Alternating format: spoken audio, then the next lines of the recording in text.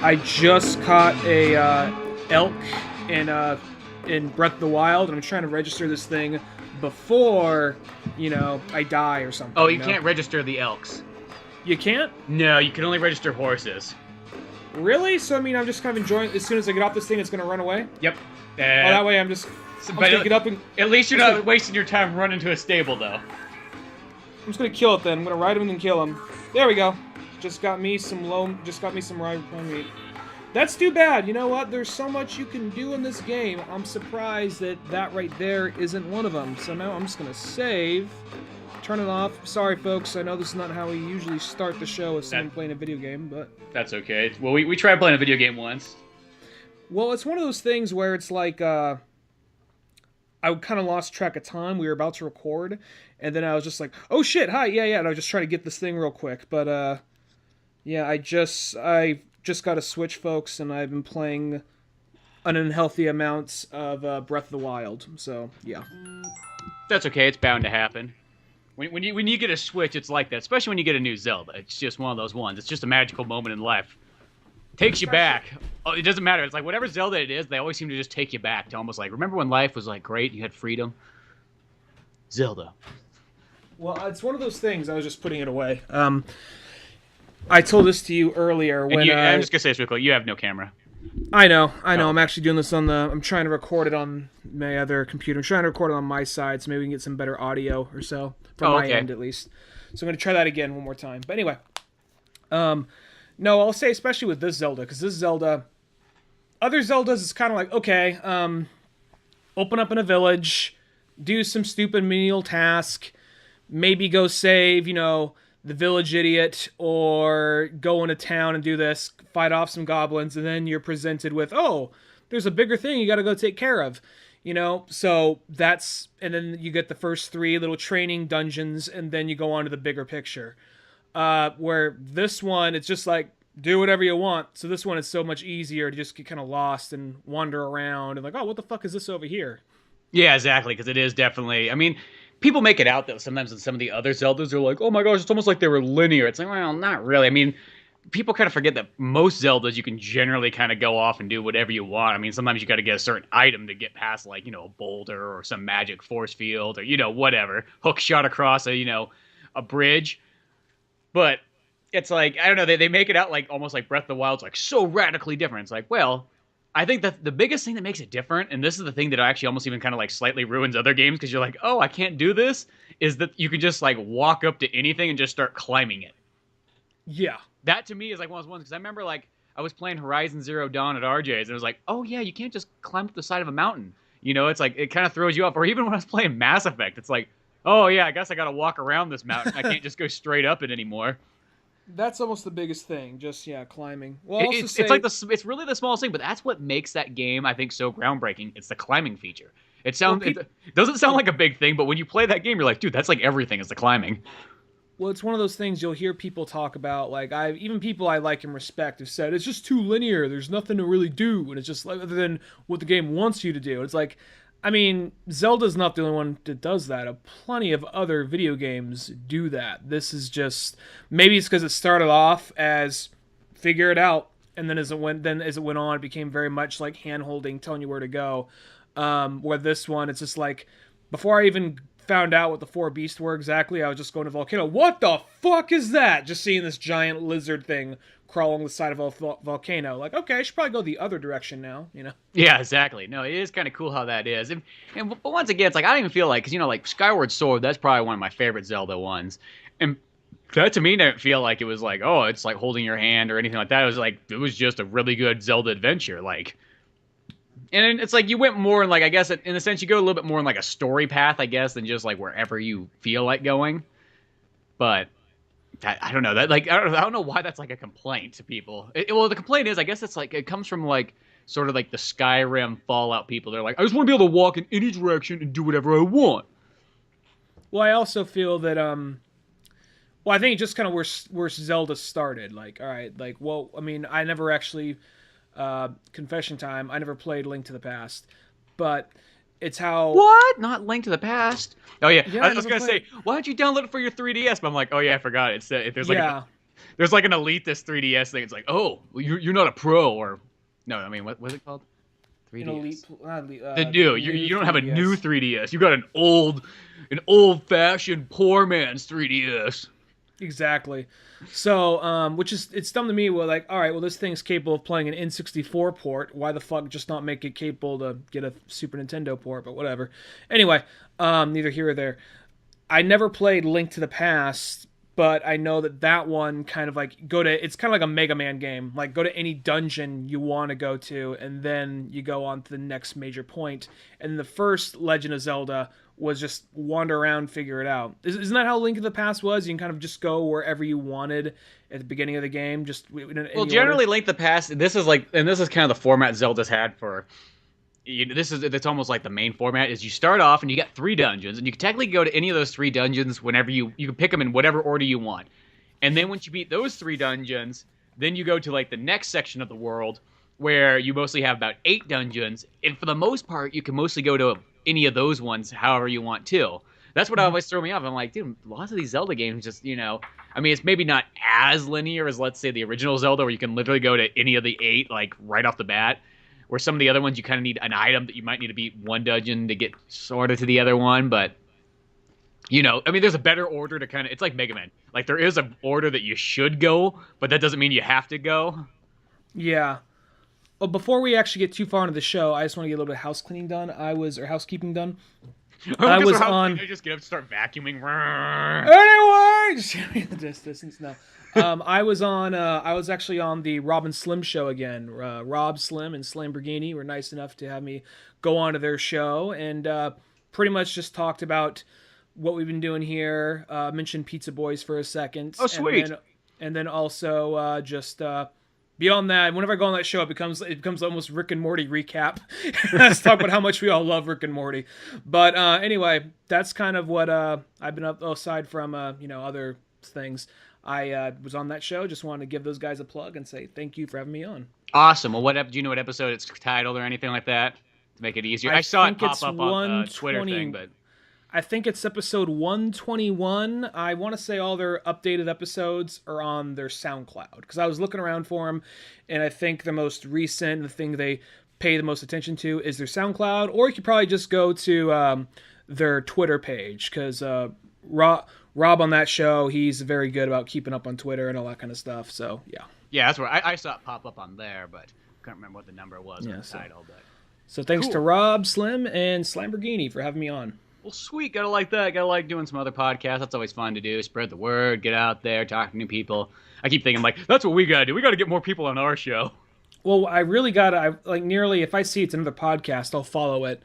And usually it's like, I should probably take the time. There's a couple I have listened. There's a couple I do listen to, like, on and off. Like, I frequently, there's like the couple of, like, independent podcasts you frequently listen to. Like, I do listen to Paint It Black a lot. Mm-hmm. I listen to like Rage Select a lot, and some other podcasts. Then they're not part of Podern Family, but other podcasts in that whole hashtag Podern Family group. And I listen to Whatnots every so often. I really just need to pull a few aside and just like go down there, because chances are we'd agree with a lot of these guys. Are like, they're probably good shows. So. Well, it is one of those ones, like, this is what I kind of think about. And you almost kind of forget this, because you always want to, like, oh, man, I want to listen to all these guys' podcasts. I want to, like, look at everybody's work and everything like that. But you kind of realize at the end of the day, and this always sounds, like, to some people it might sound like a jerk, but not really. But it's like, when you're a creative person, lots of times you don't have time for other people's stuff. Now, that sounds weird, because you feel like you need to be seeing it all. But you go, there's not always enough time. You got to be kind of, like, picky and choosy what you get. And it's almost like, it's the same thing of making videos or animations and things like that, too. It's like, when you're making that stuff, you really don't have time necessarily to watch other people's stuff as much. At the end of the day, you realize that you're making content for the 90%. The people that aren't, doing any of this stuff whatsoever, they just got all the free time in the world just to sit around and watch videos and listen to whatever they want. All the time to sit in the world, not actually do anything. Is that what you're saying, Spencer? That's what I'm saying. I mean, like, us 10% here are creating stuff for the masses. That's what I'm saying at the end of the day. I don't mean that in a bad way, but that's just kind of how it is. It's like, hey, we're putting in all this time and effort so you guys can have some cool content. You're just saying, I feel like one step away from this is you, like, standing on top of, like, a table in a beer hall saying, we're the dominant ones. We're the superior ones. Just up That's there. what it sounds like to me. What you're saying, Spencer. So I'm saying that you're making it out like I'm Gaston or something there. Like, yeah. Sure, like we'll stop at Gaston. We'll stop at Gaston. Which hopefully doesn't make you LeFou in this weird thing if that's what we're going. Oh yeah. Which LeFou? I mean, people say like not the gay one, the cartooned one. He was. I'll say in the cartoon he was super fucking. I mean, well, he was pretty gay always, but I thought the whole thing with LeFou then in that case was like the whole situation with LeFou because people like they made him gay. Just like I thought he kind of already was. They just because what full-grown man follows another full-grown man around like, isn't he the greatest, guys? Come on, let's be like him. Like what guy and sing songs about him and everything like that, like and writes poetry in the dark about him. You know, I mean, literally breaks into song about. It's not like Gaston comes in and says, "Hey guys, let's start singing about me." LeFou leads it. Yeah, and Gaston eventually joins in. He says, "All right, I guess, sure, why not?" It's kind of like Bob Dylan joining it. It's like the Rolling Stones joining in Bob Dylan with like a Rolling Stone. You know what I mean? It's like, oh, he's kind of singing about us. We'll join in. Why not? Yeah, whatever. It's like, sure, let's be a part of this. Yeah. No, that is kind of true there, but no, I don't know. It's just one of those ones. Like as I said, I've always feel like I'm like, oh man, I should listen to all these guys' podcasts. And I kind of go, it's like, dude, when you get that time to listen to this? So I mean, I try to check out ones here and there, and it's like, I got my few, but I always feel bad that you can't do it all. But it's almost that sacrifice you make. You know, you're not gonna be able to do it all. Mm-hmm. No, but there's kind of like I kind of got my main 5, and then a like rotating slot for other ones. Kind of like okay, every few like I'll listen to Bold and Belligerent or something like Whatnots or. Paint of Black I'm always pretty consistent on. But yeah, that's how I feel. It's like that one and Arnold Radio News. Arnold Radio News is another one. There's a couple of them that's like that's my consistent ones, but then everybody else like I try to check them out here and there and as much as possible, so I can at least have an idea. Or Movie Crypt, that's kind of a bigger one, but yeah, still. Anyway, but beyond that though, we should also probably get some. I don't know. Do you want to start with Chris Cornell or end with Chris Cornell? Should we start with the sadness or? It is, because that Chris Cornell thing that to me, that was an extreme, like, I felt like that was the extreme blow. It was like, what? You know what I mean? Because, okay, people have been dying, like, people are always dying. But it's like one of those ones, like, I'll say this for the other musicians that kind of came out that died in, like, the last about year or so. Okay, a lot of them, it's like, okay, when Lemmy died, it's kind of like, well, you kind of, that was going to happen any day. I mean, I remember hearing him on that Chris Jericho podcast, and, he was definitely, you could feel, like, how old he was on that. So, like, when it happens, it's like, it's a bummer, don't get me wrong, but it's like, okay, and what was Lemmy? Lemmy was about 72 or something like that, 70. So, for a rock star, that's a long life. You know what I mean? At the end of the day, that's a long life. When you do that much, like, partying and things like that, 72, like, that's like equivalent of a regular person who's healthy living to, like, 130. You know what I mean? Yeah. So there was that. And even David Bowie. I know David Bowie's, like, he was 69, and that still felt, like, a little bit too early. But that still was, like, pretty darn long for his lifestyle. You know what I mean? He never came across as someone who was in his 60s. He always still seemed so young to me. Even when I saw, like, he never looked like a guy, because he died, like, at 62 or something, 63? No, it was like 69, I think. 69, really? Yeah. Yeah, he did not look like he was about to touch 70. He did not look like that at all. Because he's really only, like, a little bit younger than, like, say, like, the Beatles or the Rolling Stones. Because, he started in the late 60s, so. And he even, like... I remember the thing that got him was cancer. The sad thing is he actually died, I think, 2 days after his birthday. So, I mean, it's sad to die anyway, but just... That's what I mean, though. It's sad to die anyway, but at least some of these guys are kind of older. So it's like, okay, yeah, it's like that. But Chris Cornell just felt like... It was, like, totally out of the blue. And it was just like one of those ones, like, whoa. Like, I mean, obviously, yeah, we all know that he, like, did drugs and everything like that. But, like, he cleaned up for quite a while and everything like that. But it was just one of those ones, like, this was just such a sudden one. It's just like, he looked so healthy. He looked so fine. Everything was going on. Good for him. And then it's like, you kind of realize what happens. Like, I don't know. That one to me struck me way harder than, like, any of these other ones. I just felt like that one just felt so sudden. Like Scott Weiland was, like, a big one, but that was also, like, another thing of, like, I kind of knew he was in and out of rehab. Mm-hmm. And he'd always have projects kind of starting and ending. And Chris Cornell, it seemed to be kind of like everything was going good for him. At least you'd assume that just from interviews and how many, like, projects he had going on and how they all seem to be on steady tracks. Yeah, and then And then go ahead. Oh, I was just gonna say it's like, and he was playing with Soundgarden, and he was playing with him, or he was playing with his solo projects, and he was doing all kinds of. He was making music for movies, and all kinds of things were going on. So it's like, where Scott Weiland, I will say, he kind of like petered off, and then kind of passed away. And that's sort of what kind of happened to him. It wasn't like he was on the up and. I mean, I guess you could say he was kind of on this like roller coaster, up and up. It's like he's got Velvet Revolver. Then he's back down. He's doing the solo project. Then he's back down. Oh, look, he's back with Stone Temple Pilots. And then he's back down. And then that's how it sort of went. I want to say he did a solo song for the Avengers soundtrack called Breathe, which is really good. I'm talking about Scott Weiland here. Mm-hmm. And, also Soundgarden also did the lead song. They did the main song on there. We Live to Rise, which is an awesome song. And, I want to say, as far as I know, I'm sure Scott Weiland got some other stuff out of the way, but a lot of it was just kind of like up and down. Where Chris Cornell seemed to just be constantly putting something out, whether it be like some random tracks for Soundgarden or some tracks he did for. I think the last full album they put out was King Animal as Soundgarden, and then he put out. He had the live one or whatever. He had the live one, but then he had the other really good. I'm forgetting. We talked about it on the show. His fourth solo album. Oh, that's right. Yeah, that one, right. Which I remember the cover and the name almost sounds like a Scientology thing, but it was like, what was it called? It was above, like, I'm gonna actually look it up right now because it's a really good album. I remember we even talked about it. I remember it's like, it looks like a rocket ship on top of like a mountain silhouetted.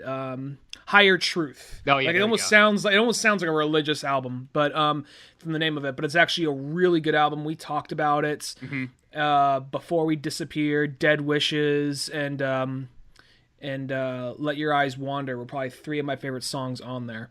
No, and that album was just really sweet. So it's like, as I said, it was just like stuff was coming out. That's I think what made it odd. And then every so often he'd do a random track for a movie. Sorry, go ahead. Yeah, and then he's always had. I mean, he has a movie soundtrack I think coming out. The movie I don't even know has been out yet. It might come out pretty darn soon, but there's one coming up right around the corner. He did a single for the movie The Promise. Yeah, there we go. That's the one. Which was, I didn't see the movie, but it was a movie about the Armenian massacre. And all I know about it is Oscar Isaac and Christian Bale is in it. I really don't know anything else about the movie. And he said the song, it's not so much about the characters, it's more about like a grandfather talking to a grandson. And I listened to the song a lot since he's died, and that's actually how I stumbled upon it. I was saying, did he put out any music since before he went? And he put out that song. It's just called The Promise, and it's a really good song. So yeah, I'm a big fan of his solo work. A lot of people just want more Soundgarden, and I love Soundgarden, but I really loved his solo work too. It's kind of like a different beast, though. Most of his solo work's a little chill. I'm going to say his third album, the experimental one, pretty much. Scream. I mean, there's some good stuff on there, but most of it's not really for me. At the same time, though, because I remember some people like, he's sold out. Timberland produced this album and he just fucking sold out. Just like, he did whatever he was trying something different, It's his music. He can do what he wants. It's not for me. It's not one I listen to frequently.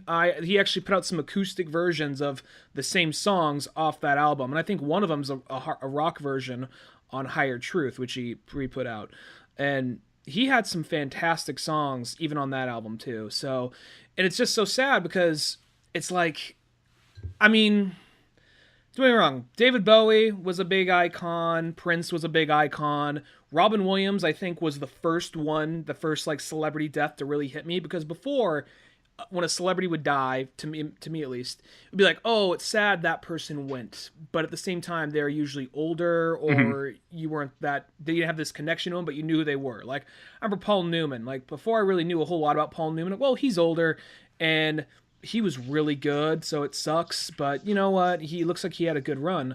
And then you lose someone like Robin Williams, and that was just like a gut punch because that was a suicide. And Chris Cornell was apparently a suicide. Yeah, so it's like those two, I feel like, I agree. It's like those two were the big ones. It's like, oh my gosh, like, it doesn't matter how far you go in life. It's like something can always get you from around the corner, you know what I mean? Like, emotionally wise. Well, apparently, I just saw, I want to say maybe it was Young Turks put out like a little video, and someone else probably find another site too, but they apparently his wife Vicky said he called her and he took too many of, was it Accutans or some kind of pill, and just stress reliever, and apparently too much of it can give you suicidal thoughts. He says, as far as she could tell, he was always happy, he was always chill. I mean, I'm not trying to be a dick. I'm not trying to say she's fucking lying, but that's the response you expect. Mm-hmm. But at the same time, though, she says that he was always happy, he was always chill, and he was like, he was a recovered addict. Who knows? Maybe those pills would have a different effect on him, and it could those have side effects that lead to suicidal thoughts. So that could be it. And it was even a case of like, she called his bodyguard saying, hey man, will you go next door and see how Chris is doing? Door was locked. The hotel refused to let him in because it was like, oh, well, it's a privacy thing. It's like, I'm his bodyguard, just let me in. Like, oh, it's a privacy thing. He just kicked down the door, then went to the bathroom. That was locked, kicked that down, and he was hanging there. Huh. And it's just, that's always the thing too. It's like, see, it's like even like those mild drugs that people don't think much of.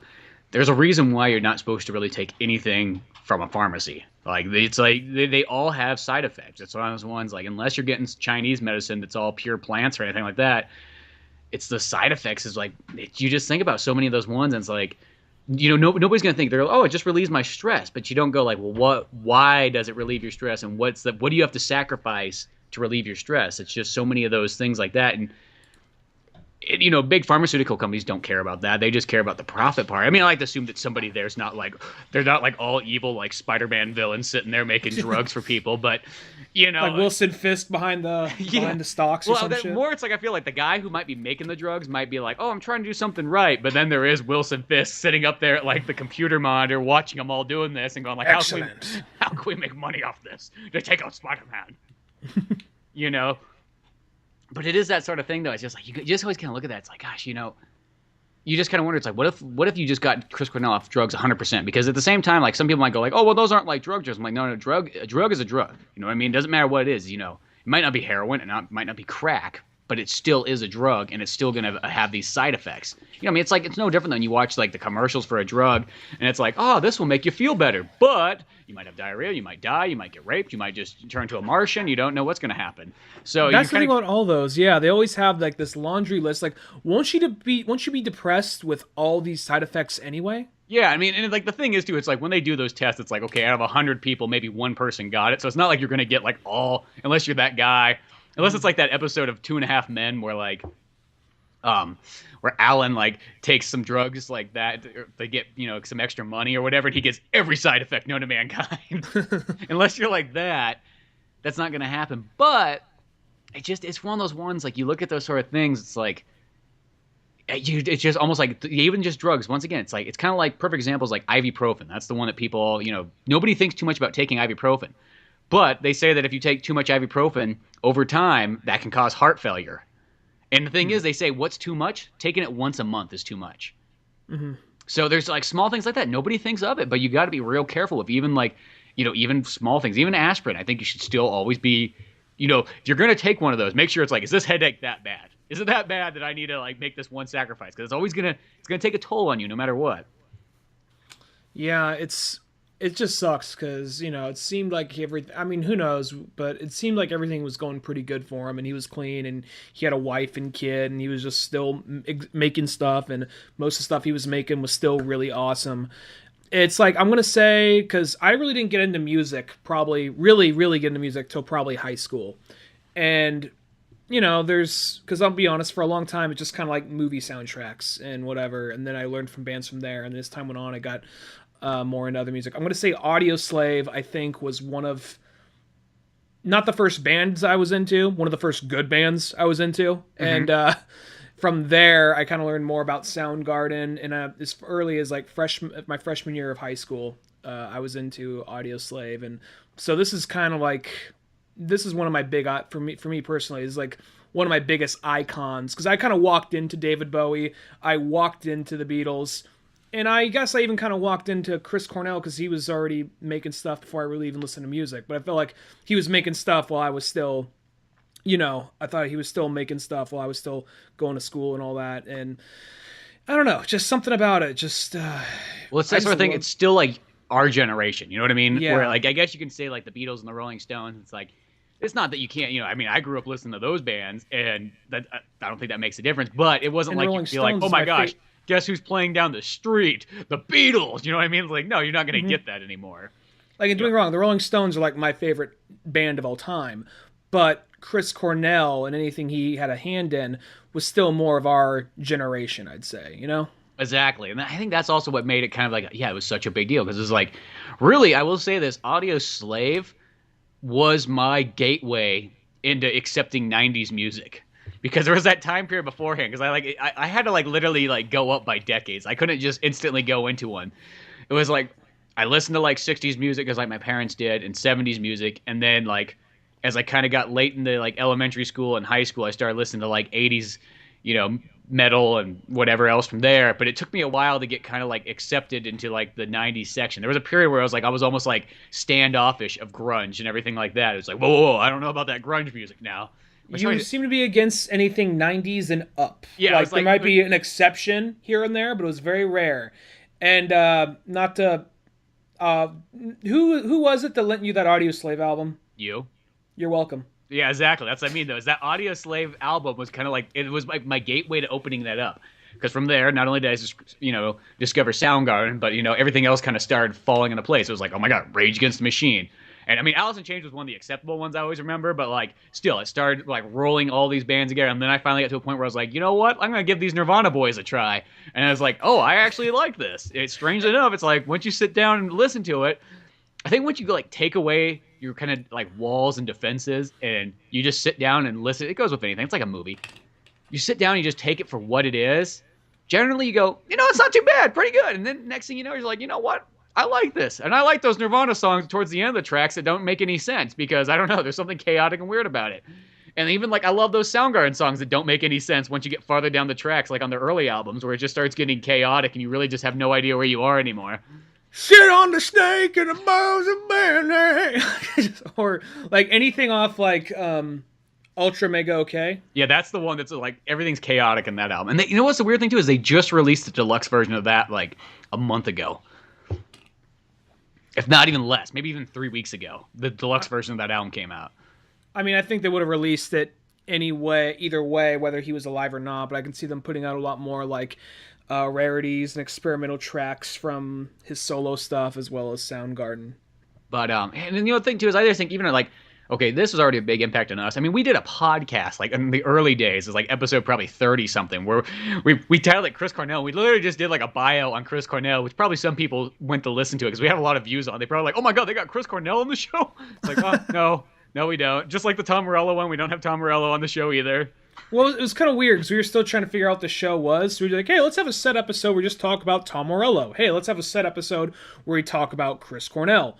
And I want to say, isn't the Chris Cornell one, maybe it's like two different albums, maybe it's two different ones. Isn't the Chris Cornell one open up like we talk about the movie Lincoln and then we talk about Chris Cornell? Or is it as much as like, Chris, here's we talk about Lincoln and then here's the brand new Soundgarden album that came out, King Animal. Was that what it was, or is the Chris Cornell one a separate one? I want to say it's a separate one because it was when King Animal came out, and I think we were just like, dude, let's just we're going to talk about King Animal. We're just going to talk all about Chris Cornell. I think that was like the whole point of that episode.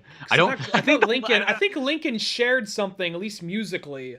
With... Maybe Lincoln we talked about maybe at the end, or maybe we did. I don't know. As I said, it's been like 4 years or so since that episode. God, that's a long time ago.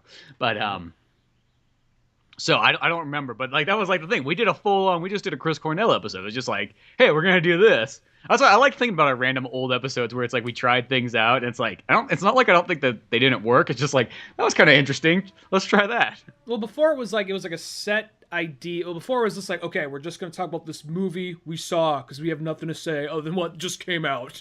and then like I remember like. I want to say the third episode, it wasn't like it was good, but it was definitely better because we didn't just talk about the movie, just talk about the trailers and the things in the trailers. So we're like, I remember you listed off whatever, I think it was Total Recall, the remake, and then you listed off like all the trailers that we were talking about. So it was still like this weird, like trying to figure out what the fuck was going on. I don't think it was until episode 22 until we actually, it's certain episodes stick out. 22, where we just kind of went random with it, like let's just see what happens without anything. Was that the one that was just how something? I think it was. Yeah, I remember that there's was certain like the trademark first episodes I freeballing remember. episode. Yeah. So, but regarding that though, as far as Chris Cornell's concerned, though, that's just one of those things. Like, I mean, it took me a minute I remember when I got the message, I saw it was a group text with you and Cisco, and I just saw, okay, it's either one of two things. Either they're talking about a speed run in a video game that I'm not playing, or someone died. Well, So because Cisco always is like if I don't hear about it, like Cisco will probably tell me about somebody dying like at 8 in the morning. I don't know why he's got like for some reason he's the first to hear. It's like he's almost got like these like text messages that come in that give him like alerts like when someone dies. Like he's a paramedic, but like a paramedic that doesn't do anything but just warn us. no, yeah. So I just saw it, and I just saw Chris Cornell, and I just rolled over, grabbed my phone, looked, and I just suddenly kind of woke up. Like, what? You know, it's one of those things like, what is it? I don't care how far you are in Final Fantasy VII right now. They just feel like, oh, shit. And I just kind of like laid there for a minute, just like, wow, and just kind of like took it in for a minute. I mean, it's still, you know, it doesn't even feel like it. It's kind of weird that way when it, you know, it's still. Sometimes I hear people talk about like, why do the people get so emotional when someone they don't know fucking dies? It's like, well, that means, I mean, regardless of how well you do or do not know them, they put something out that you enjoy. It means A, you're not going to get that thing anymore. B, you respect and hope for the best of the people that create the things you like. Well, I think it's just one too. It's like people sometimes forget this too. Like I'll say this: Chris Cornell is technically in my house more than most people I know. If you think about it that way, like how many times I've listened to his albums or anything, it sounds like no, he's not physically in my house, but you know, he's there in in spirit as far as like his music and everything he creates. So that's where you get that kind of connection to, and that's where like certain actors too. It's like, you know what I mean? Like I think about how much I like Arnold Schwarzenegger, and you kind of do that thing. It's like, man, the day that Arnold Schwarzenegger goes, it's like that's gonna be like such a big thing to me because I mean, ever since I was like 5 years old, I've been super obsessed with Arnold Schwarzenegger, like more than anything else. Like that's like one of the biggest standards. Like him and Batman are like the things that go back the farthest. So I think about it, it's like that's gonna be just this huge thing. And I think Chris Cornell is like, you know, I mean, Chris Cornell's always been sort of like there. It's like he's always been like in reference in our podcast, whether he's along the same lines as with the Rolling Stones and Bruce Springsteen and those kind of people that always keep coming up and Tom Morello and things like that. It's always, Chris Cornell's just one of those ones that's always getting circulated. You know what I mean? Like, no matter what, you're listening to tunes, like, boom, you throw Audio Slave on for a bit. You go a little bit longer, boom, you throw some Soundgarden on. You throw his solo stuff on. You throw things that he's, like, in with, like, Slash and stuff. It's like, there's all kinds of stuff, he's done. Or, like, just movie soundtracks that he just does those one-off songs, and they're always super good. So he's just always been kind of constantly there, and we've even done, like, we're always doing, like, the Chris Cornell impersonations and things like that. So he's just been, like, this beyond just like a rock star, he's been like a character to us if you think about it. I think that's what makes it so personal. It's like it's gonna be the same thing when like Bruce Springsteen or somebody goes. I mean, Bruce Springsteen will be one of those ones who'd be like, well, he is pretty old. By the time Bruce Springsteen goes, he'll probably be like 95. But yeah, he's already he's like 60 and he's still sliding on his knees, grabbing a microphone, like leaning back, screaming into it. So he might go at an older age, but still, it's gonna be hard. It's one of those ones. There's certain people. It's kind of like I look at like Ozzy Osbourne. Like if Ozzy Osbourne went tomorrow, you'd be like, well, I kind of expected that 15 years ago, but boy, did he go a long ways. Ozzy will probably go to like 96. He'll probably like outlive like everybody else for some odd reason. He's gonna have like, the Keith Richards thing. It's like once you put enough drugs in you, it's like the drugs take over and they make you like a superhuman. I mean, I actually would be. I think I'll still be a little surprised when Keith Richards goes because, I mean, he's gonna go eventually. I know realistically he will, but at the same time, if he outlived us, I wouldn't be surprised. Yeah, if he goes and he's like 165 years old or something like that. Like, world's longest living man, Keith Richards. And he's still, like, jamming. Well, it's one of those things. I feel like, you see those people who take so much drugs and they're fucked up for the rest of their life. And then they'll go, or they have a short run from there and in, or you just, Keith Richards or Ozzy it, where you come back around. I'll say Keith looks like he's in a better mindset and looks like he's doing better. But, like, Keith looks like he's more, like, altogether, just 360s back around, like, oh, no, he's fine now. Those drugs actually helped him. Yeah. Almost kind of the closest thing we got to a real-life Rick Sanchez. Yeah, exactly. Just those weird things where it's like, oh, it actually works out for him, So there's just things like that. But yeah, I don't know. This Chris Cornell one, I feel like that to me was like one of those ones. I mean, I was just like walking around I'm still walking around this day. It's like, wow, I don't know. It blew me away way more than like the average day. You know, on the news, they kind of just, it was like over in like 2 seconds. Like, oh yeah, by the way, some grunge rocker died, and on to other news. And it's just like, what the? I mean, don't get me wrong. I kind of like, I should almost go, why should I expect them to talk about? Do they ever talk about rock stars that much? They'll talk about somebody like Prince forever or Michael Jackson, but it's like, sadly enough, it's kind of. I remember like when like Dimebag Darrell died. It was like that was like literally. I'm surprised it was like a tad bit more than like ticker tape news. I'm gonna say that a lot more. I'm not trying to say this to sound like independent man, but I noticed a lot more independent media has been covering Chris Cornell's death and a lot more focus and detail, like other like YouTube channels and whatnot. Because I could see something like CNN or NBC just like, oh yeah, the guy from the Soundgardens, he died. Shocker, right? Anyway, moving on. Yeah. Where I feel like I've seen a lot more stuff because I went down my YouTube feed, maybe just because it knows what I watch, but so much stuff on Chris Cornell came up in my YouTube feed. So, yeah, it sucks. It fucking sucks. But it happens, and maybe even if it shouldn't happen, but he still got all his music here. So Yeah. So I mean, it's at the same time, it's like, hey, he still had a pretty good run. I mean, like it should have been longer, but at the same time, like you still can't complain at making I feel like you breach 50, you still can't complain. Can you complain at that point? You know what I mean? I know some people they have this like guaranteed. It's like I always think of that Simpsons episode where Homer's like sitting on the side of the street crying. He's like I've already passed halfway. I only got a guaranteed another 40 years left. And it's like some people have that mindset like they're guaranteed to get to like 80 or something like that. And I just feel like, hey, you should be grateful to how far you go. And I look at it this way, and like somebody like Chris Cornell, even if he only lived to like 55, he's lived more of a life than some people that make it to like 110 and don't do anything. You know what I mean? Mm-hmm. Like just think about how much he's done. It's like, so I still say, even though it is much of a shocker as it is, I go, hey, it's better than dying at 30. Yeah, it is. It is. So I mean that's I think that's the only way you can look at it. Hey, you had a good run, and that's what counts, and made tons of people happy. Change the music industry.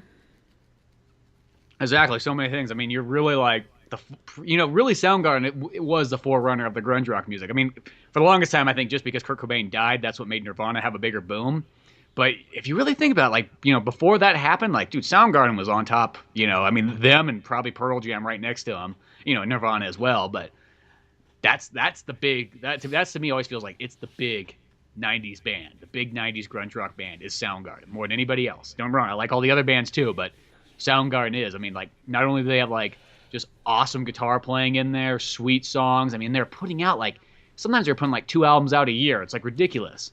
Well, they are kind of like, I guess, the trinity of all the grunge rock bands is probably Soundgarden, Nirvana, Pearl Jam. Yeah. And that's not to take away steam from, like, Stone Temple Pilots. Or Alice in Chains. But I feel like those three are the biggest ones. And I'm going to say that, like, Nirvana was a lot more of the angrier one. Pearl Jam, I mean, they all had angry, loud songs. But Nirvana, loud, fast, a lot more angrier. Almost a lot more kind of like, in some ways, hardcore sometimes. Yeah, more punk, hardcore, yeah. And then Pearl Jam, a little bit more chill. More folky. Soundgarden, like right in the middle between those two. Yeah, it walked like the good line in between being chaotic and like sending a message, Bruce Springsteen or, just any kind of like 70s style, Neil Young. I feel like Chris Cornell's like solo stuff leaned more onto the folkier stuff. Now, not always. I mean, the third album, that's not folky at all. No, but that's a ballsy album right there.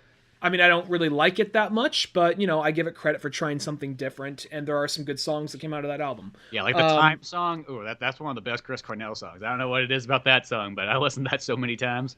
Listen to the acoustic version. That one's really good. That one's a cool one, too.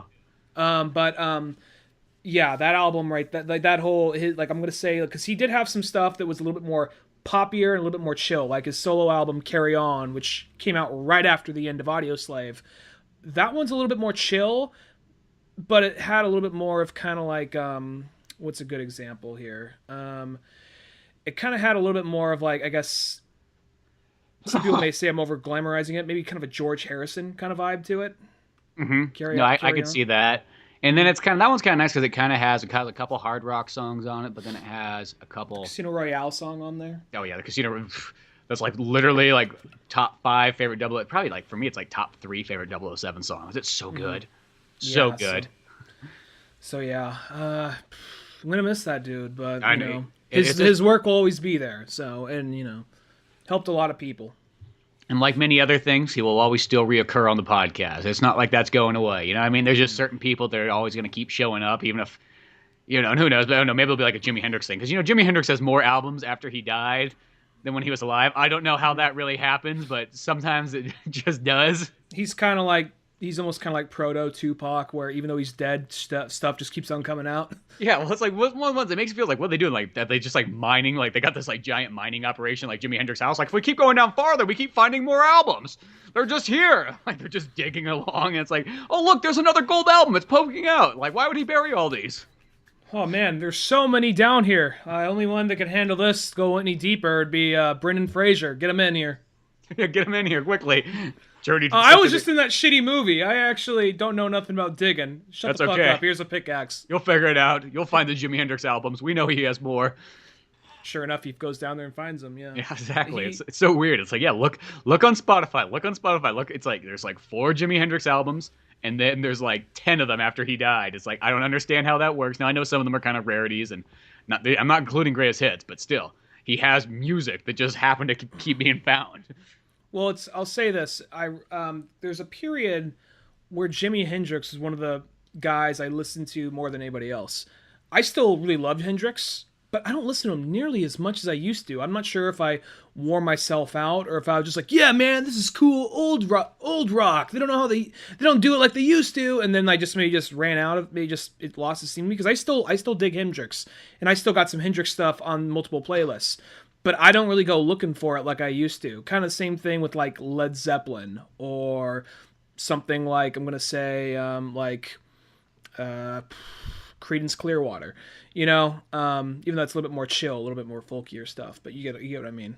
Well, I'm gonna say this. I think this is the reason why. Because the thing is since there's this including when they keep finding rarity Jimi Hendrix stuff, for the most part, it's not like Jimi Hendrix is putting out new songs. See, I think that's what makes a band like the Rolling Stones like almost like endlessly listenable because like they just keep releasing albums and they got 50 albums you can go out and listen to right now. So you have so many choices that you don't really where it's like Jimi Hendrix at the end of the day, he's like, well, he's got 4 main albums. You know what I mean? Mm-hmm. So it's like, once you listen to those, how many times you can listen to those 4 main albums before you kind of go, oh, okay, I mean, like I heard this, not like I can't go back to it. It's kind of like the Doors. That happened to me too. There was a period where I was so obsessed with the Doors. That's a better example than Creedence Clearwater, the Doors. And it's one of those ones, like, don't get me wrong, I love the Doors, but it's like, after you listen to, when they got 4 or 5 albums of Jim Morrison, and then there's like the 2 afterwards, which are still actually kind of interesting. And, but at the same time, it's like, once you listen to those so many times, you're like, okay, you kind of, if there was another Doors album that came out, it'd be like, oh, okay, cool. But, there comes a period where it's just like, oh, okay, that's kind of where it stops, and then, I don't know what it was. Maybe it was just a big, like, marketing ploy, but I remember so many T-shirts back in high school with Jim Morrison on it. I remember I hardly see that ever anymore. But remember, I was one of them. I'm not going to deny it. But so many people walk around with Doors and Jim Morrison T-shirts. Maybe because retro was the popular thing. But, I mean, I remember listening when we were in high school, it was the 60s was the in thing at that time period. 60s, kind of 70s. That was like that was the go back for, so they could resell all Jimi Hendrix and Doors and Rolling Stones. Because you would see people, and there'd be some people wearing it, be like, hey, dude, what's your favorite Rolling Stone song? What? You know your T-shirt? And they look down like, oh, I just got this T-shirt because it looked cool. And you're like, God, you fucking poser. Somewhere I saw like a T-shirt of like, it was like, it was you could tell it was Photoshop, but it was just kind of like cool, trendy looking girls wearing like, says, I've never listened to, and then it's like Nirvana, and then it says, also available in Ramones, The Doors, and Rolling Stones. That's pretty funny, because that's true. It's like you see those people out there that buy that stuff, and it's like, to me, I'm like one of those kind of people, like the idea of walking around and not knowing what the heck I was wearing would bother me so much, because I'd be like, dude, somebody's gonna see me and they're gonna think I'm a fucking poser, and they're gonna spot me, they're gonna smell me out, they're gonna like Wolverine know that I don't like this stuff. Like, I have a San Francisco Giants hat, and I only wear that thing if I'm going to a game, because if I've had it happen once or twice where I just need to wear a hat. Be like, dude, how about that pitch Garcia threw the other day? I'm like, he can catch. He's really good at it. And they'd be like, yeah, he didn't throw one. That was a test, you fucking poser. they're like, how did he know? How does he spot me out? This motherfucker's not one of us. A bunch of people in like Giants gear turn around and just look at me. Exactly. So it's like, you don't always want to lead on that you don't know what the heck's going on. And I mean, I guess obviously some people just don't care, and maybe there's something to be said about that, but... Well, it's one of those things I remember, because even like when I used to work at my family's restaurant, if I work in the kitchen, I'm wearing a hat just for food safety. And yeah, I've rotated through like 4 or 5 different hats. One of them was this Giants hat for a little while. And the same thing would happen. I'd go out to the bar to a minute to like, just grab some lemons that from the station, because we need them inside the kitchen or whatever. And somebody like, dude, see the game the other night? Just what? Oh, fuck the hat. Yeah. Oh boy. Boy, there were some balls getting hits with bats right there, wasn't there? Oh boy, and some basin stealing, and oh boy, those Giants. Yeah, too bad they fucking lost. Like, oh yeah, other team fucking sucks, right? And I mean, like, I think it's the same thing too when I'll go up to somebody and be like, dude, did you just see this, the latest, did you just see King Arthur? And they're like, no, I didn't. How many people rock around like King Arthur shirts? You know what I mean? But sometimes I feel like it's like that's where like my excitement comes from, is from a movie, and then you see that like you got to ask that to somebody else, and it's like, oh yeah, and they're like, yeah, but did you see the NBA game last night? I'm like, no. Well, let me tell you all about it. It's like, oh, okay, well. Well, let me tell you about King Arthur. He was pulling that sword not only out of the stone, it was out of his father's body, if you can believe that. That happens in the movie? Did you not see it? I didn't see that. No, you heathen. I'll get to it. I was busy seeing Alien Covenant, which I'm sure we'll get into. But oh yeah, I'll see. One of my favorite things about the t-shirt thing is you're walking around in a Nightwing shirt, and we walked past this whole like redneck family, all like dressed up in bat gear, You walked right by. You're just like, we could have gone down a different aisle, but you intentionally walked past them, just kind of like hopping along, like yeah, like you're in a fucking Merry Melodies cartoon. And then like once we pass them, you just get this angry look in your face, like none of those motherfuckers said a single thing with this shirt. They're not real Batman fans. They don't know who the fuck Nightwing is. See, that's what I mean. The Nightwing shirt's like a great test, because that's how you could tell if someone's hardcore Batman or not. That actually happened to me a little bit ago. I saw a guy, he had like a Nightwing baseball cap. Mm-hmm. And I just said like, dude, I love the Nightwing cap. He says, what? Nightwing from Batman? Like, oh, that's what this is? Yeah. Yeah. That's what it is. I mean, it's one thing. Cool look. Because sometimes somebody goes like, "Cool shirt," and you're like looking, and you like forget what shirt you're wearing. Because I do that every once in a while. I was like, "Oh yeah, I forgot I was wearing this Zelda shirt or something," I got.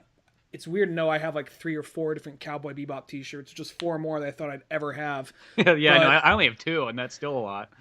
I have the one that has like it's blatantly just the Blu-ray cover, and it has Spike with the carrot with the ship, with the silhouette of the ship and a gun behind them and all that stuff, and a couple of planets, and looks really cool. People right off the bat know that. Mm-hmm. But when I wear the one where it's just like this Chinese design with like the swordfish right in the middle of it, if someone calls that out, I'm like, we're gonna be best friends. Yeah, exactly. That's happened before. I went to this little independent movie theater down the road from me, Balboa Theater. And the guy double taked, like, is that the swordfish? I'm like, fuck yeah, it's a swordfish. We just started a whole conversation about Cowboy Bebop.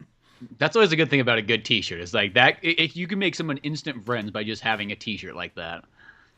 Then you find out, like, oh, I'm a white supremacist. Oh, shit. You are too, right? I mean, like, the T-shirt and all, I just thought that's kind of went hand in hand. Well, I mean, if you're a white supremacist, why do you like a Japanese thing? Well, the characters in it are white, so, I give it kind of a pass for that. One of them's, I had to assume one of them is black. Oh, no, he's not. No, he's not. Like, he's, like, trying to defend it. Like, but also he's played by a black guy in the translator. Oh!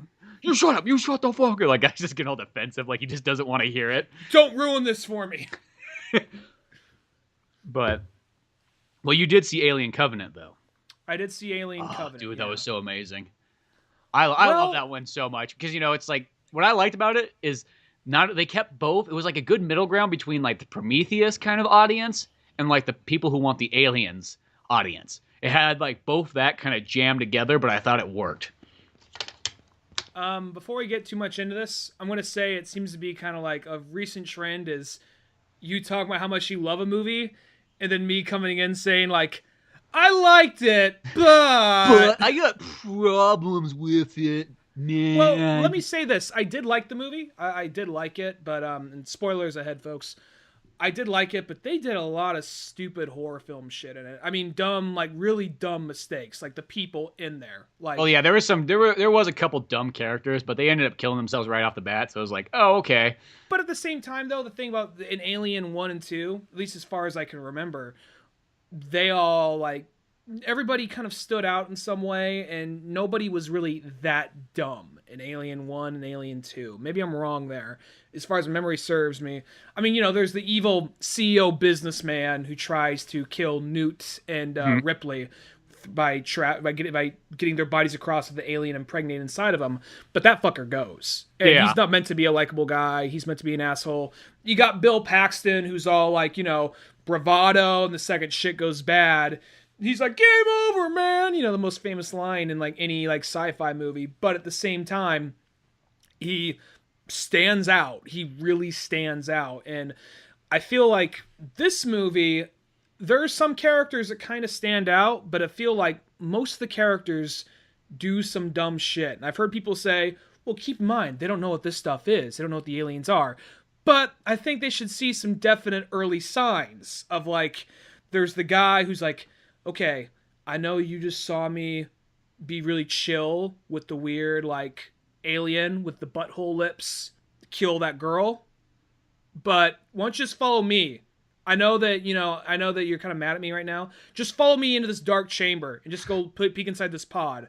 What's going to happen? Nothing. Just peek inside the pod. I'm an android. Why would I lie? Yeah, it's like, I mean, don't be wrong. It's like... This is the guy they hired to be the leader of the brigade that has like 10,000 people on it. Well, first that particular girl, she's like, guys, I know we just got away from some aliens, and I know that like half of our crew just died. I just need a minute alone. I gotta go wash up. Awesome. Okay, yeah. That's gonna be safe. Yeah, and then what's she do? I mean, I'm glad they didn't use it as a jump scare, but... She goes, and one of the weird proto-aliens, and the thing just, it has these weird sucker, like, puckered up, like ooh lips, and then its mouth expands, and, I don't know, it just looks like a butthole, but anyway, that thing just brutally kills her, and then that's where David from Prometheus. Which David's like, that's like the main character of the movie, in my opinion. It's like, you're watching David, you're like, that's to me is like the character I want to see that guy go farther because he's just fucking shit up and I like seeing that happen. Walter and David are almost the two main characters. I think that between the androids, it's almost like the Michael Fassbender show. It really is. It's like, can Michael Fassbender love another Michael Fassbender? It's almost like that part just made me laugh. It's like it would have made me laugh more if for some reason his name was on the script because it's like, no, I want to have the scene where I get to kiss myself. I was laughing. See, what I liked about this movie too is it still kept some of that weird comedy from Prometheus, and that I was like, oh my gosh, I love how they still had some of that because that's how Prometheus is. It's like there's weird stuff in there. It's like I wouldn't like say it's like comedy, but I find it hilarious, and some of that stuff I don't even feel is like intentional. But it still like makes me laugh, and it doesn't even deteriorate from the movie. And I felt like this movie has stuff just like that in it too. Well, I feel like Prometheus, because there's things in Prometheus people were complaining about, which I don't think was a big deal. Like in real life, people saying the helmet thing. The helmet thing to me, it's kind of the same thing you are. That way you could actually see who's who, and that had no major effect on the movie. When there was oxygen. That was the whole point. Is like, hey, they were taking a leap of faith. That's why he took the helmet off. Yeah, and that had nothing to do with anything else. There's no moment where they take off their helmet and like, oh my god, we're all dying. Everyone else take off your helmets. There's no point in Prometheus where that happens. So the whole helmet taken off thing didn't really bother me. This movie, it's one of those things that like, the whole helmet thing pissed people off. Let's actually make people die in this movie for not wearing helmets. Yeah, see, that seemed kind of a little bit goofy there, too. Because that's like the people that complain about helmet stuff, those aren't creative people. Those are people that don't write. Those are people that don't understand storytelling. They're people that just go by, like, facts and facts alone and be like, well, in space, you wouldn't take your helmet off. And it's like, shut the fuck up. And actually, like, there's a reason why, like, it's the Gears of War philosophy. That's what I always use. The reason why nobody in Gears wears helmets, yes, in real life, if they were in combat, they would wear helmets. But you're playing a story-driven game. You want to see all your characters. So that's why some characters don't have helmets. That's why some guys aren't even wearing fucking, like, arms or, like, arm gear and everything like that. They just got them exposed because that's a character. It's the same thing of Backdraft, too. It's like the reason why a lot of times they're not wearing masks. Because if they were all wearing masks, you wouldn't know who the hell anybody was in that movie. And who's the one guy in Gears of War that always dies? Seymour. The guy wearing the helmet. Is it Seymour? Is that his name? Seymour? No, it's Simmons? No, fuck, what is his name? It's God, I got a fucking action figure of him sitting here too, looking at me. Oh, well. Fuck. Well, Let's just call him Poindexter. Let's just call him Poindexter. He dies. He's the guy that always wears the helmet. He dies in every game. Yeah, exactly. So it goes to show that, but like that to me, it's like the people that complain about that stuff, they just don't know about storytelling. That's at the end of the day, that's all you've just told me. You just said, hey, I know nothing about storytelling. And that right there, like I'm gonna say that, but this movie though, I feel like it's almost kind of a clash between Ridley Scott's and the studio. I feel like that he probably wanted a longer movie and they probably wanted a shorter movie. And like I want to be the least bit surprised if he comes out with a 2.5-hour cut when this thing hits Blu-ray. Oh, I hope it does, because that would be amazing. Because I actually really like this one a lot, and I probably liked it more than like most people, because it seemed like everybody's a little bit more like they enjoyed it, but they're more like lukewarm about it. Where I thought it was like great. I'm like, dude, if there's anything more extended to this, awesome. But it does have that one, like I know that somebody, because realistically, probably what Ridley Scott wanted to make was 100% Prometheus 2. And instead, it's almost like he had to sort of make, and I still think this works, but he had to make Prometheus, but with aliens in it. Like, it had to be, because, that movie has, like, a lot of action, a lot more killing than, like, I kind of expected. Because I think the thing about Prometheus, what was hard for some people, is I think they were expecting it to be, like, aliens. And then they realized it's like, oh, no, it's like old school sci-fi. Like, let's investigate. Let's, look at things. Let's explore. Let's just have, like, these moments of silence. And but some people were like, well, I want fucking aliens getting shot left and right and eating people. And well, if you ever seen, like, remember the part in Prometheus when the geologist, when he geologist guitar riff. I just would love that there's an 80s guitar riff. My geologist when he says that. And then the camera pans down and he's the one playing it. I brought this with me to space. Well, I'll say this, like, regarding that whole the part when he comes back and he's infected and he starts attacking the crew. I remember because I haven't really seen the movie completely since the theaters, but I remember he just looked the same. His face just looked a little fucked up, and something's wrong with his eyes. Where there is a cut where he looks almost like he's half Xenomorph. Like his head is a little bit more swollen, sunken in. His face is kind of sunken in. He has less features, kind of, and it's a little bit, his skin's kind of turning a little palish green, and he has no hair. So there's a part where they were trying to lead in with more alien in that part of the movie. Mm-hmm. But they went back and changed it. It's on because I got the 4-disc version of Prometheus. And it's got like the ridiculous, like what you kind of expect from some Ridley Scott movies, of like the 3.5-hour long like documentary it goes along with it. And it has, I was kind of bummed that they didn't put like an extended cut of Prometheus. They just did the thing where it's like, here's just, deleted scenes. It's like, oh, dude, you should just put that into there. But it did actually, it adds a little bit of extra depth to Prometheus itself, because it's kind of like, yeah, you know the movie, so you watch those deleted scenes, you're like, oh, that adds some more to it. I'll say that I still like Prometheus, and I like this movie, but it does something. I mean, I would have understand if she was dead, but I think with Elizabeth Shaw from Prometheus, they really do her wrong. And don't get me wrong, she's not like, I don't like her like Ripley, but it just, because Prometheus ends on this note of like, I'm the sole survivor. I made it, and I'm going with this robot who I don't know kind of killed my boyfriend or my fiance, but we'll make it out of here. And it ends on this positive note, and she still has faith. And this movie kind of comes in like, yeah, a lot of fucking good that did ya. Yeah, guess what? Don't trust the fucking robot that like is very curious about like, being mischievous. You know what David is? He's kind of like that weird, creepy, fucked up kid who kills squirrels and then keeps them. and then just does weird shit with him, keeps him like in and he's like that kind of guy that. But he has an intellect and a British accent. Yeah, and he's like the kind of guy if you got up and went to the restroom, he starts like mixing in stuff to like your Dr. Pepper, and you just don't know what you're gonna have when you get back because he just wants to see what happens to you. Yeah. And that's his thing. What's interesting because he is shady as fuck, but he doesn't act. He doesn't think he's doing evil things. He's almost he just thinks of himself being like a scientist. Yeah. He's like the future evolution of mankind. Is kind of how he looks at it.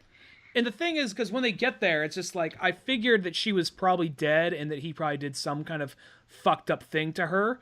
But it's so just like because you think about the way all the shit she went through in Prometheus, and then there's no actual flashback with her. You have her like kind of partially in like a hologram, which I wonder if they actually really got Ramoni Rapace or whatever her name is. I wonder if they actually got her to play that part for it because she was in the credits, but maybe they're just going off the pictures of her. And when they actually show her, it's just one of those things like I'm piecing together that she's more or less probably got like used as fodder for like an experiment. But then when they full on show her like partially deformed, like her corpse partially deformed, like preserved, and you see she was almost dissected and opened up, that's like, oh, Jesus. It wasn't like so fucking gruesome, just kind of more knowing who the character was beforehand. Just like, you just can't help but feel bad for her. Kind of like, oh, this is all that was waiting for her at the end of that. Yeah, that's about my only like kind of complaint to the movie is I do kind of wish she was in it, like actually in it. Because that was one of those ones, like, as I said, like, yeah, Prometheus 2 just kind of leaves with her there. And then it literally is just like, it's almost like, I guess that's more just sort of like how life sometimes works out. It's like, no, the fucked up, like, sidekick character is actually the guy who's going to be your main character now. But I do kind of wish that it was like maybe him and her. And then maybe she didn't know what he was doing down there. Like, what are you doing down in your, like, whack-off cell? Like, oh, nothing. Like, he just keeps going downstairs all the time and experimenting and things like that. And maybe, I don't know, just have that. But I was kind of bummed that she wasn't in it, or she wasn't even in it, like, in flashbacks. Like, I kind of wish there was even, like, a flashback where she was full on in it, not just, like, pictures of her or things like that. You know what I mean? Mm-hmm. So that was, like, my only, like, slight kind of complaint, because I thought she actually was going to be in the movie. I actually, I kind of heard, I was like, oh, okay, cool. So she actually is, because she wasn't in the trailer, but I'm like, well, maybe they're saving her. Maybe she'll just have, like, a cameo or something, but... She was on IMDb on there, and she was, like, one of the top billed people on the IMDb page, so I assumed... she would be in it to some capacity, not just a picture or a corpse. So I will say there's one little thing. Maybe it was just kind of like, because they come across, like they show her, kind of like dissected, open, just kind of preserved.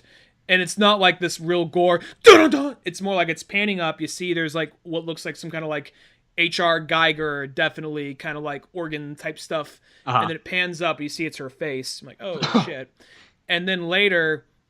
like the main character stumbles across some sketches of like of Elizabeth, and her jaw is all like expanded and all twisted and all weird looking. So I'm just kind of like continuity here, or maybe that's what he thought she might come if he did more testing or something, or I don't know. Well, I'm thinking that's kind of what it was, because he was pretty much just experimenting for 10 years. I just love how he shows up to this planet, and they show, like, the scenes, like, oh, look at Bob came back! And it's like, oh, wait, who's that? That's not Bob up there. And it's just like, he's like, guess what? I'm going to drop all this alien spores onto you, see what happens. Like, yeah. I think that's what I kind of like, but I love how much of a dick, sort of, like, David is. It's one of those weird things, like, and I don't know if it's, like, intentionally comedic, but I just find it, like, it makes me laugh when I see this stuff. Like, I don't know. Like, because I know, like, he dropped this shit, boom! He's supposed to be the bad guy of the movie, but just like, I almost just like, I look at him like, no, he's sort of like this like weird anti-hero in a sense. I don't know if you call it an anti-hero, but something about like, I care more for him than anybody else in the movie. I'll say this about him. This is actually one of the first times an Alien movie ends completely bleak. Because every other Alien movie ends with most we made it out of here. Most of the characters are dead, but you know what? Ripley made it out along with a couple other people, even though the third one, she's the only survivor. It's like, but oh yeah, by the way, it's been 100 years. What happened to everybody else? Oh, they're fucking dead. Maybe that was their homage to Alien 3. Oh, the people from the first one you like? All fucking dead. Yeah. Except Ripley. Where this one, it ends totally because they have, you got Michael Fassbender versus Michael Fassbender. And I kind of saw this part happening. At some point, you have a Michael Fassbender battle. And... you assume Walter is the one that won, even though I mean, you watch enough movies, this isn't me bragging, but you watch enough movies, you kind of notice these things. You don't actually see the final strike. You see it looks like Walter's about to beat David, because Walter is the good version. You know he's good because he doesn't have a British accent. So, and he's continuing, he's about to like knock out David. He's about to, because it's like, we got to get the fuck out of here. And he's about to make the final strike, they cut away, and then you just see, and then like later, he joins the group. So, I mean, you watch enough movies, you don't see him actually kill him, then, all right, chances are that's probably David. And then, sure enough, they go, a Xenomorph gets onto the ship, this and that, and then when the movie ends, right before they're about to go into cryosleep, we realize, oh shit, it's not Walter, it's David. And then he's like, I got 2,000 different hosts here. I got 2,000 hosts ready to be experimented on. Yeah, no, I like that ending. I thought that was a really cool way to go about it. Like, just the fact that, like, hey, yeah, it's like, in a sense, because the really thing is, that movie's one of those ones where it's like the bad guy is your main character, and he's actually almost like the hero of the story. I mean, you wouldn't say he's like a hero, but as far as that story goes, it's literally, it's the David story. I mean, it's not like, everybody else is more like, the people that almost show up there, those, I mean, just including personality-wise, those are technically almost like your antagonist to the story, and David is your hero. That starts off, and he's almost like kind of like in Pirates of the Caribbean 2, how we don't find Johnny Depp till like a half an hour plus into the movie. That's like how David is. We don't find him till like a half an hour plus into the movie. Then when we find him, it's like it's this weird like flip of almost like, hey, here's your hero and bad guys, but we're gonna flip it around, and almost that's the way it's gonna go, which I thought was kind of neat because you just don't see that very often. I did like how it was focusing more on making the androids the main characters, which I thought that was interesting. I wouldn't say he's the hero, but I guess you could say he's in the place of the hero. That's what I mean. Like, I don't mean like he's a hero, like he is a hero, but I just mean he's in that section. Like he is, like in a sense, your main character. Whenever he does something really shitty or shifty, they do play this creepy music for it. So it is letting you know he is the bad guy, but. It's one of those things where I'm going to say a lot of the crew just does some stupid shit. And it starts off with kind of being like, okay, I wouldn't have done that, but then again, I'm not in this situation, so stress, okay, whatever. But then it reaches a point where like, all right, that's really fucking stupid. Like when they first get to the planet, first get to this planet where, we don't have to go for another 7 years. We just set up shop right here. It's like, okay, whatever. But then like even the stupid thing they do right before that's like, here's this planet just appeared out of nowhere. Let's go there. Anybody want? Let's take a vote out of the 16 people here. Who wants to spend another 7 years in cryosleep? One of you? Okay, 15 against 1. We win. Let's go to this planet. They land there, and that's where they breathe it. Somebody breathes in these spores, and it's kind of like a weird other version of the Xenomorph. The face. And it splits out of his back. This is rather being a chest burster. I think after like, okay, it's been 30 years. Instead of coming out of his chest, what if it came out of his back? Yeah. But anyway, it comes out of his back, and right when shit seems to him creepy, because there's two women. There's the cat. You could almost call this spouses die in space, because everybody's married and everybody fucking dies. Yeah. And there's no gay people allowed, apparently. Actually, apparently, one of those people were gay. Because there was actually a before the movie. Did you see the short film Last Supper? No, was that an alien movie? Kinda. It's a little like 5 to 6 minute video that shows the crew before they go into cryo sleep, and shows them having this little party of that whole crew all hanging out together. You saw that picture where it's all of them kind of posing like around a table? I don't think there's some part in the movie where you see them there's a picture of them all. Oh, yeah. In the movie. Yeah, I remember that. It's basically where that picture was taken. And it's this little 5-6 minute movie of like them just all having a table, having like a nice moment together, which almost would have clicked in perfectly with the movie, but they just... Yeah, well, hopefully they'll put it on the Blu-ray. They'll put it like tied in and everything like that. They more than likely will. So, I think two of the guys, like I think the Scottish guy, I think he was gay with someone else. I don't remember who, because some of the characters are just dead and out of there. But anyway, so what ends up happening is once they see this guy sick, the one lady locks the other lady in there, and I guess this is the stupidest part probably of the movie. And it just, I guess the idea is just kind of like, well, he might be infected. I don't want to get infected too. I guess that could be your thought process, as fucked up as it is. But then she goes back to get a gun. And then she reopens the door. That's the stupid part. Like, locking him up, like, that's kind of more of a dick move, but it's not stupid. You know what I mean? It's like, if it's one of those things, just like, she sees he's freaking out, like, okay, get out here, lock the door, leave him in there. That I get. But even locking her in there, that's the fucked up thing. The thing that makes it fucked up and stupid is that she goes to get the gun. Okay, I'm sorry. Now I'm gonna... And then the whole thing goes fucking wrong. She tries to kill this little, like, baby alien xenomorph thing. And then when it leads outside, out into the... Well, it's one of those ones, like, when that xenomorph thing is on the other girl, like, just attacking her, why would you even think about even opening the door at that point? If you weren't going to open the door beforehand, why would you open the door as that thing's going? Like, now that person's totally infected. You know what I mean? Like, that's, like, all you should be assuming. And then that's when she's like, oh, I guess I should open the door now, and apparently I've never shot a gun in my entire life, but that's okay. You think, yeah, you know, and then, like, once that thing gets out, and then she's all trying to fire at it, of course, she hits the gasoline cans or something. The whole thing blows up the entire ship. And everything in there except the alien dies. The alien runs off into the like, yeah. What's in it? You know? And then that's where the other guy that got infected earlier, he starts to just... Same thing happens there, and then it's almost kind of like... I doubt other people will make this comparison. Maybe you did. Like the tall grass scene in Lost World where the raptors it might be a lot like that. I was thinking that too. And they have they got these xenomorphs coming after them, and they're just like jumping at them in the tall grass. Like, that was probably one of my favorite parts of the movie right there. And just like, what the fuck's going on? And then so that's the first really stupid thing. And then you got the girl who's just like, I'm gonna freshen up. I'll be back.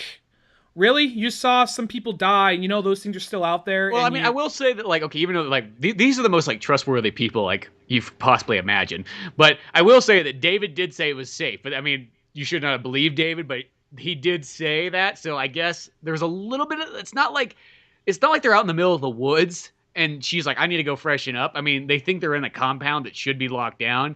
So, I mean, once again, it is still dumb, but I don't think it's as dumb as it could have been. There's still at least a little bit of reason behind it. Well, I mean, this dude comes out looking like fucking older Iggy Pop, and he's just like... That's true. I wish you would have kept that hair, because I think the hair kind of like... That was how you could have tell the difference for a while. I guess later on they wanted to make it so that you knew that they could kind of be one the same. Well, it's every so often when they make a biopic of a movie, and they make them... Okay, no way Johnny Cash looked this good at this age. I feel like if they got Michael Fassbender to play Iggy Pop, like, this is Iggy Pop when he's in his 50s. Just like, yeah, I've seen... He doesn't... I can tell what he's supposed to be. He doesn't look that good, though. He looks like a beaten baseball mitten by this point. But... Yeah, exactly. Still more jacked than I'd ever be, though. Anyway. But yeah, I wish he kind of kept the longer hair. But yeah, then he kind of comes in. That whole thing is just like... It's even that line where he says, I mean, we know who the character is from the first one. But he says, like, we're carrying 2,000 colonists with us. Like, 2,000? Oh my. You know? It's like, that should be a red fucking flag, but okay, whatever. When he gets super excited about it. Well, that's the thing, though, is everybody on the ship is, like, way too trustworthy. And so, like, you know... The thing is those people, it's like, even when stuff's going down, they still kind of, like, are trustworthy. I don't know why that is. So whoever got sent into space from Earth, we got to really question these people. And then, like, what ends up happening is, maybe it's also like, well, he's a robot. He's not programmed to screw us over. But at the same time, though, just the idea of, like, just still knowing there's something out there that just killed half your fucking crew. And now you're like, I need to go wash it up. I'll be right back. That part right there. And then when the guy comes across the alien feasting on his friend, and then he sees David just stand there. Like, I got this. Ooh, you know, like doing like bird calls, the fucking alien. He takes it out, and then he's all like, you shouldn't have done that. It trusted me. He's like, I was so close. He trusted me. Like, when you realize that, like, that's what was pissed off about, not about the girl dying, about you killing the alien in front of him. And then you say, come with me. He takes you into his fucking playroom where it's just like, it's like all these fucking dead animals that were fused with aliens. Elizabeth Shaw's there, but we don't see her yet. And then he says... It just looks like a room out of Resident Evil at the end of the day. That's just what it looks like. It's like where they did some experiments, and it's like, for some reason, that's all okay. It's like, well, he was here for 10 years. You know, we would have all done the same. we all would have just played with dead animals and just like kept them strung up. And then like, but then it's also like it had this real H.P. Lovecraft kind of look to it. I mean, H.R. Geiger type stuff as well. And this is like, follow me into this room. We're going a little darker. There's no right, and there's all the fucking egg pods. And granted, they don't know what the face huggers are. Yeah, but the for fact all that this guy knows, he's like, oh, this must be where his porta potties are. Yeah.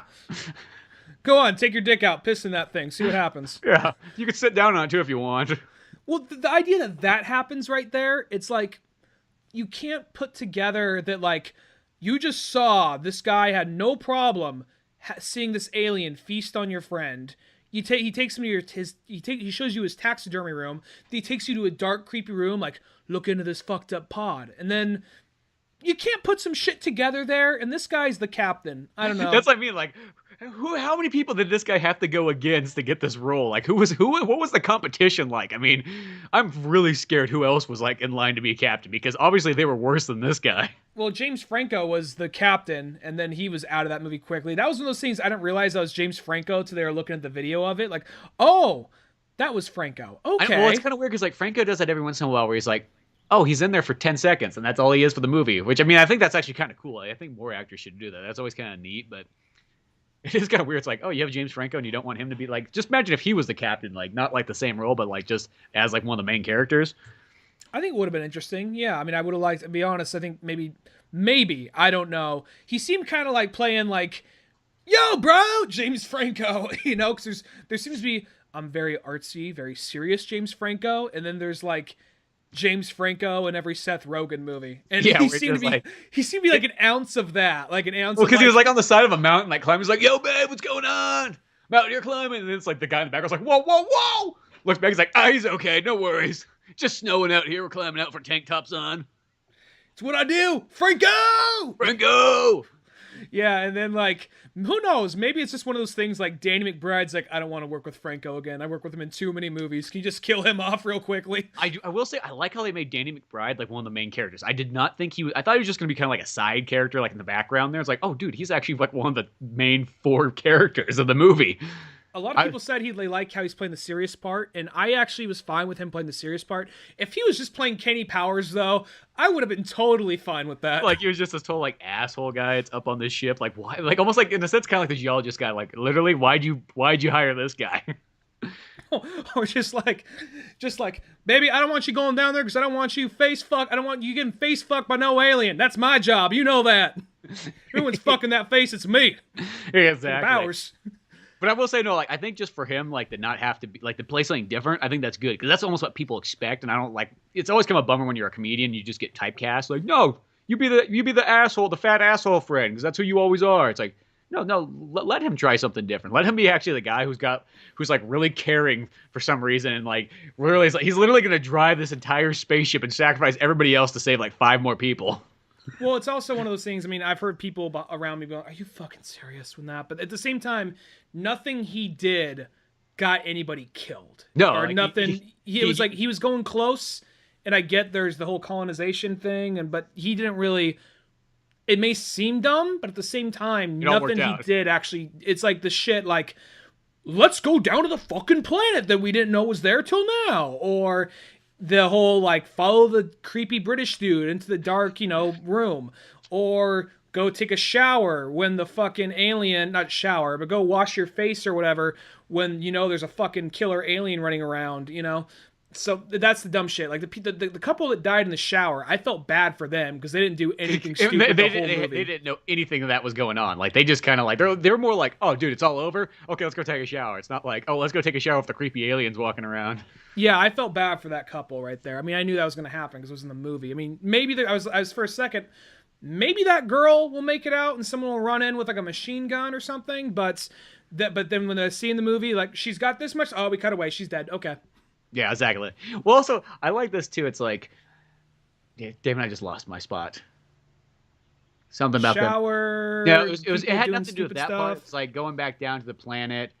Oh no, I like this is what led them to the planet. They're sitting there and Danny McBride's listening. He's like, oh, he's getting this transmission. He's like, what the fuck's a static? He's like, oh, wait a second, I know that static. That static, it's fucking John Denver. It's John. If anybody out there's listening to John Denver, you know that's a trustworthy motherfucker.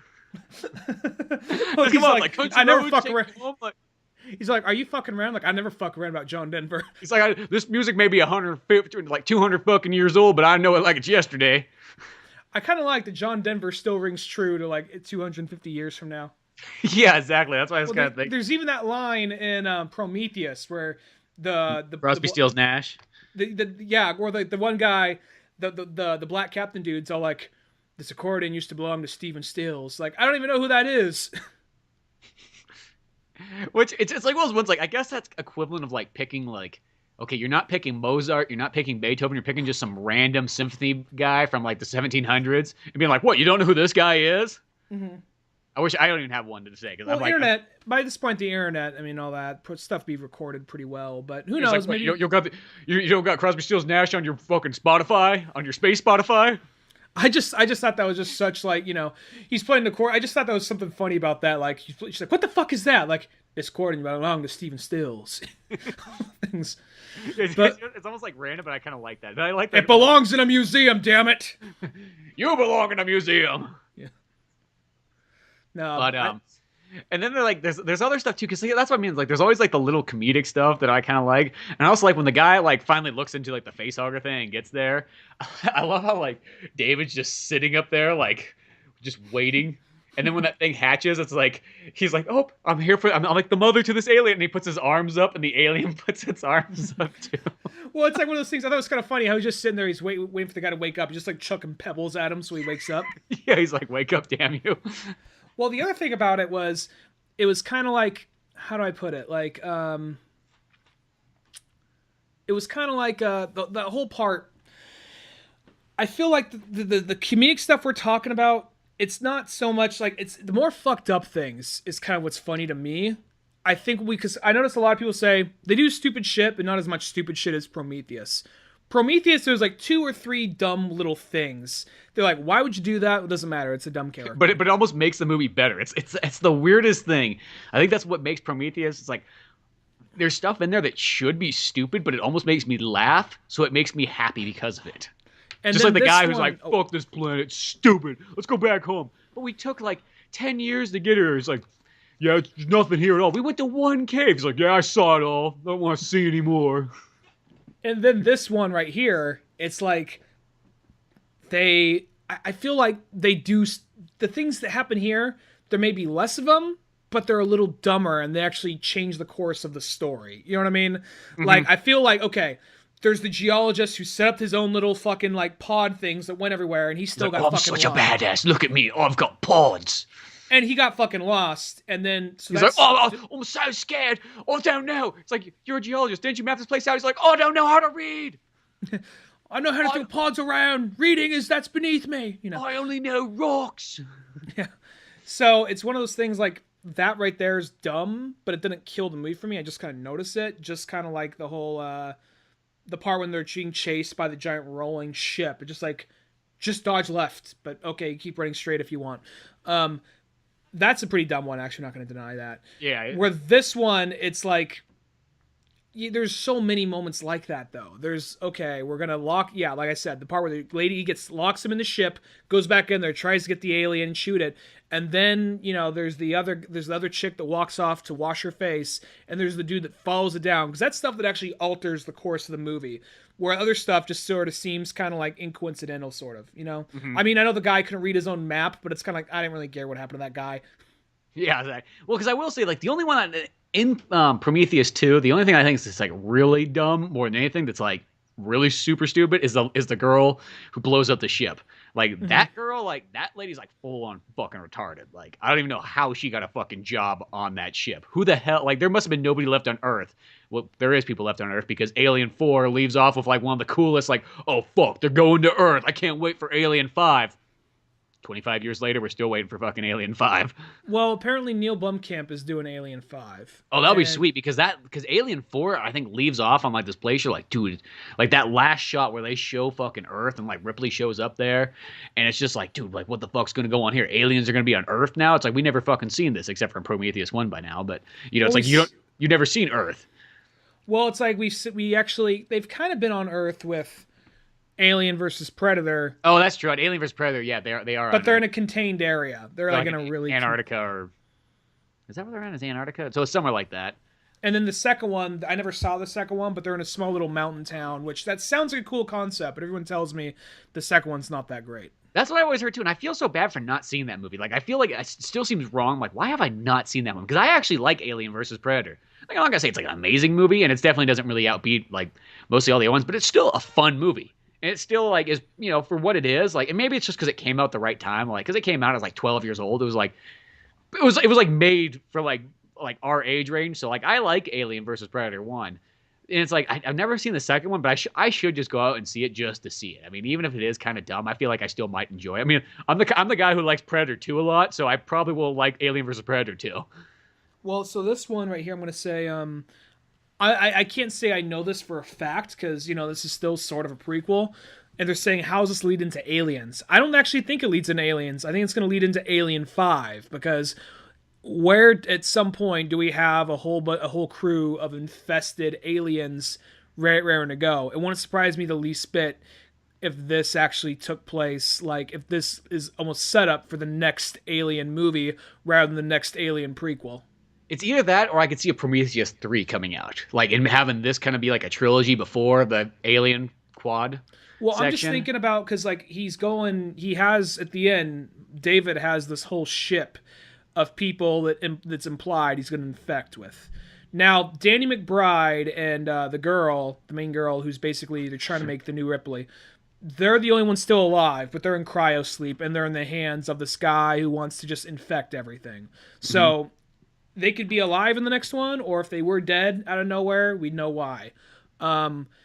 It wouldn't surprise me the least bit, though, if they do, like, just he's the villain of Alien 5. But there's also been rumors that Alien 5 is just kind of like the Superman Returns of Alien movies. That's the one Neil Blomkamp's doing, because they showed... I hope they don't do that. I hope that if they make an Alien 5, I really hope that it actually is a continuation from Alien 4. Because that movie, I think, leaves off... And what they should do is, like, use Sigourney Weaver, like, give her that one last movie that she can kind of go out. You know what I mean? Like, everybody else is in. You got fucking Harrison Ford doing Blade Runner. You know what I mean? You had the Expendables. Like, dude, put Sigourney Weaver in there and say, hey, here, lead your movie to victory. You know what I mean? Mm-hmm. I think they should. I mean, I will be kind of bummed if they do something where like, this is the new Alien 3. And it's like, no, don't do that bullshit. I hate that kind of stuff. That's like, I don't know. It's like, well, sometimes I feel like, no, own your fucking like movies. Just because 3 and 4, it's not that they're bad movies. They're still, like, 4 is pretty good. I actually like that one. And 3 is it's my least favorite Alien of them all. But I still like it. I'm not going to say, like, I'm not going to deny, like, it doesn't exist. Like, it's some kind of, like, bastardized child. But because that's always what some people want. They just want, like, no, cut the ties there. Don't even mention the sequels. It's like, no, you fucking retard. It's like, keep it in there. Like, own up. Be a fucking man. You know what I mean? Might not be the best Alien, but be goddamn grateful you've got some more Alien. Well, I'll say that this one right here, because the thing is, what kind of got Alien 5 going was he said, I got an idea, and then he put out some artwork. And he put out some, like, concept art. And it has Sigourney Weaver kind of in the space jockey outfit and kind of like some of this tech. And they showed some other weird kind of prototype alien type shit. And the other thing that leads people to believe that it's the new... Maybe they do some kind of, like... I don't know. Oh, he was never dead in the first place. Or, oh, they just got him... I've never seen Alien 3, so maybe you can tell me. But...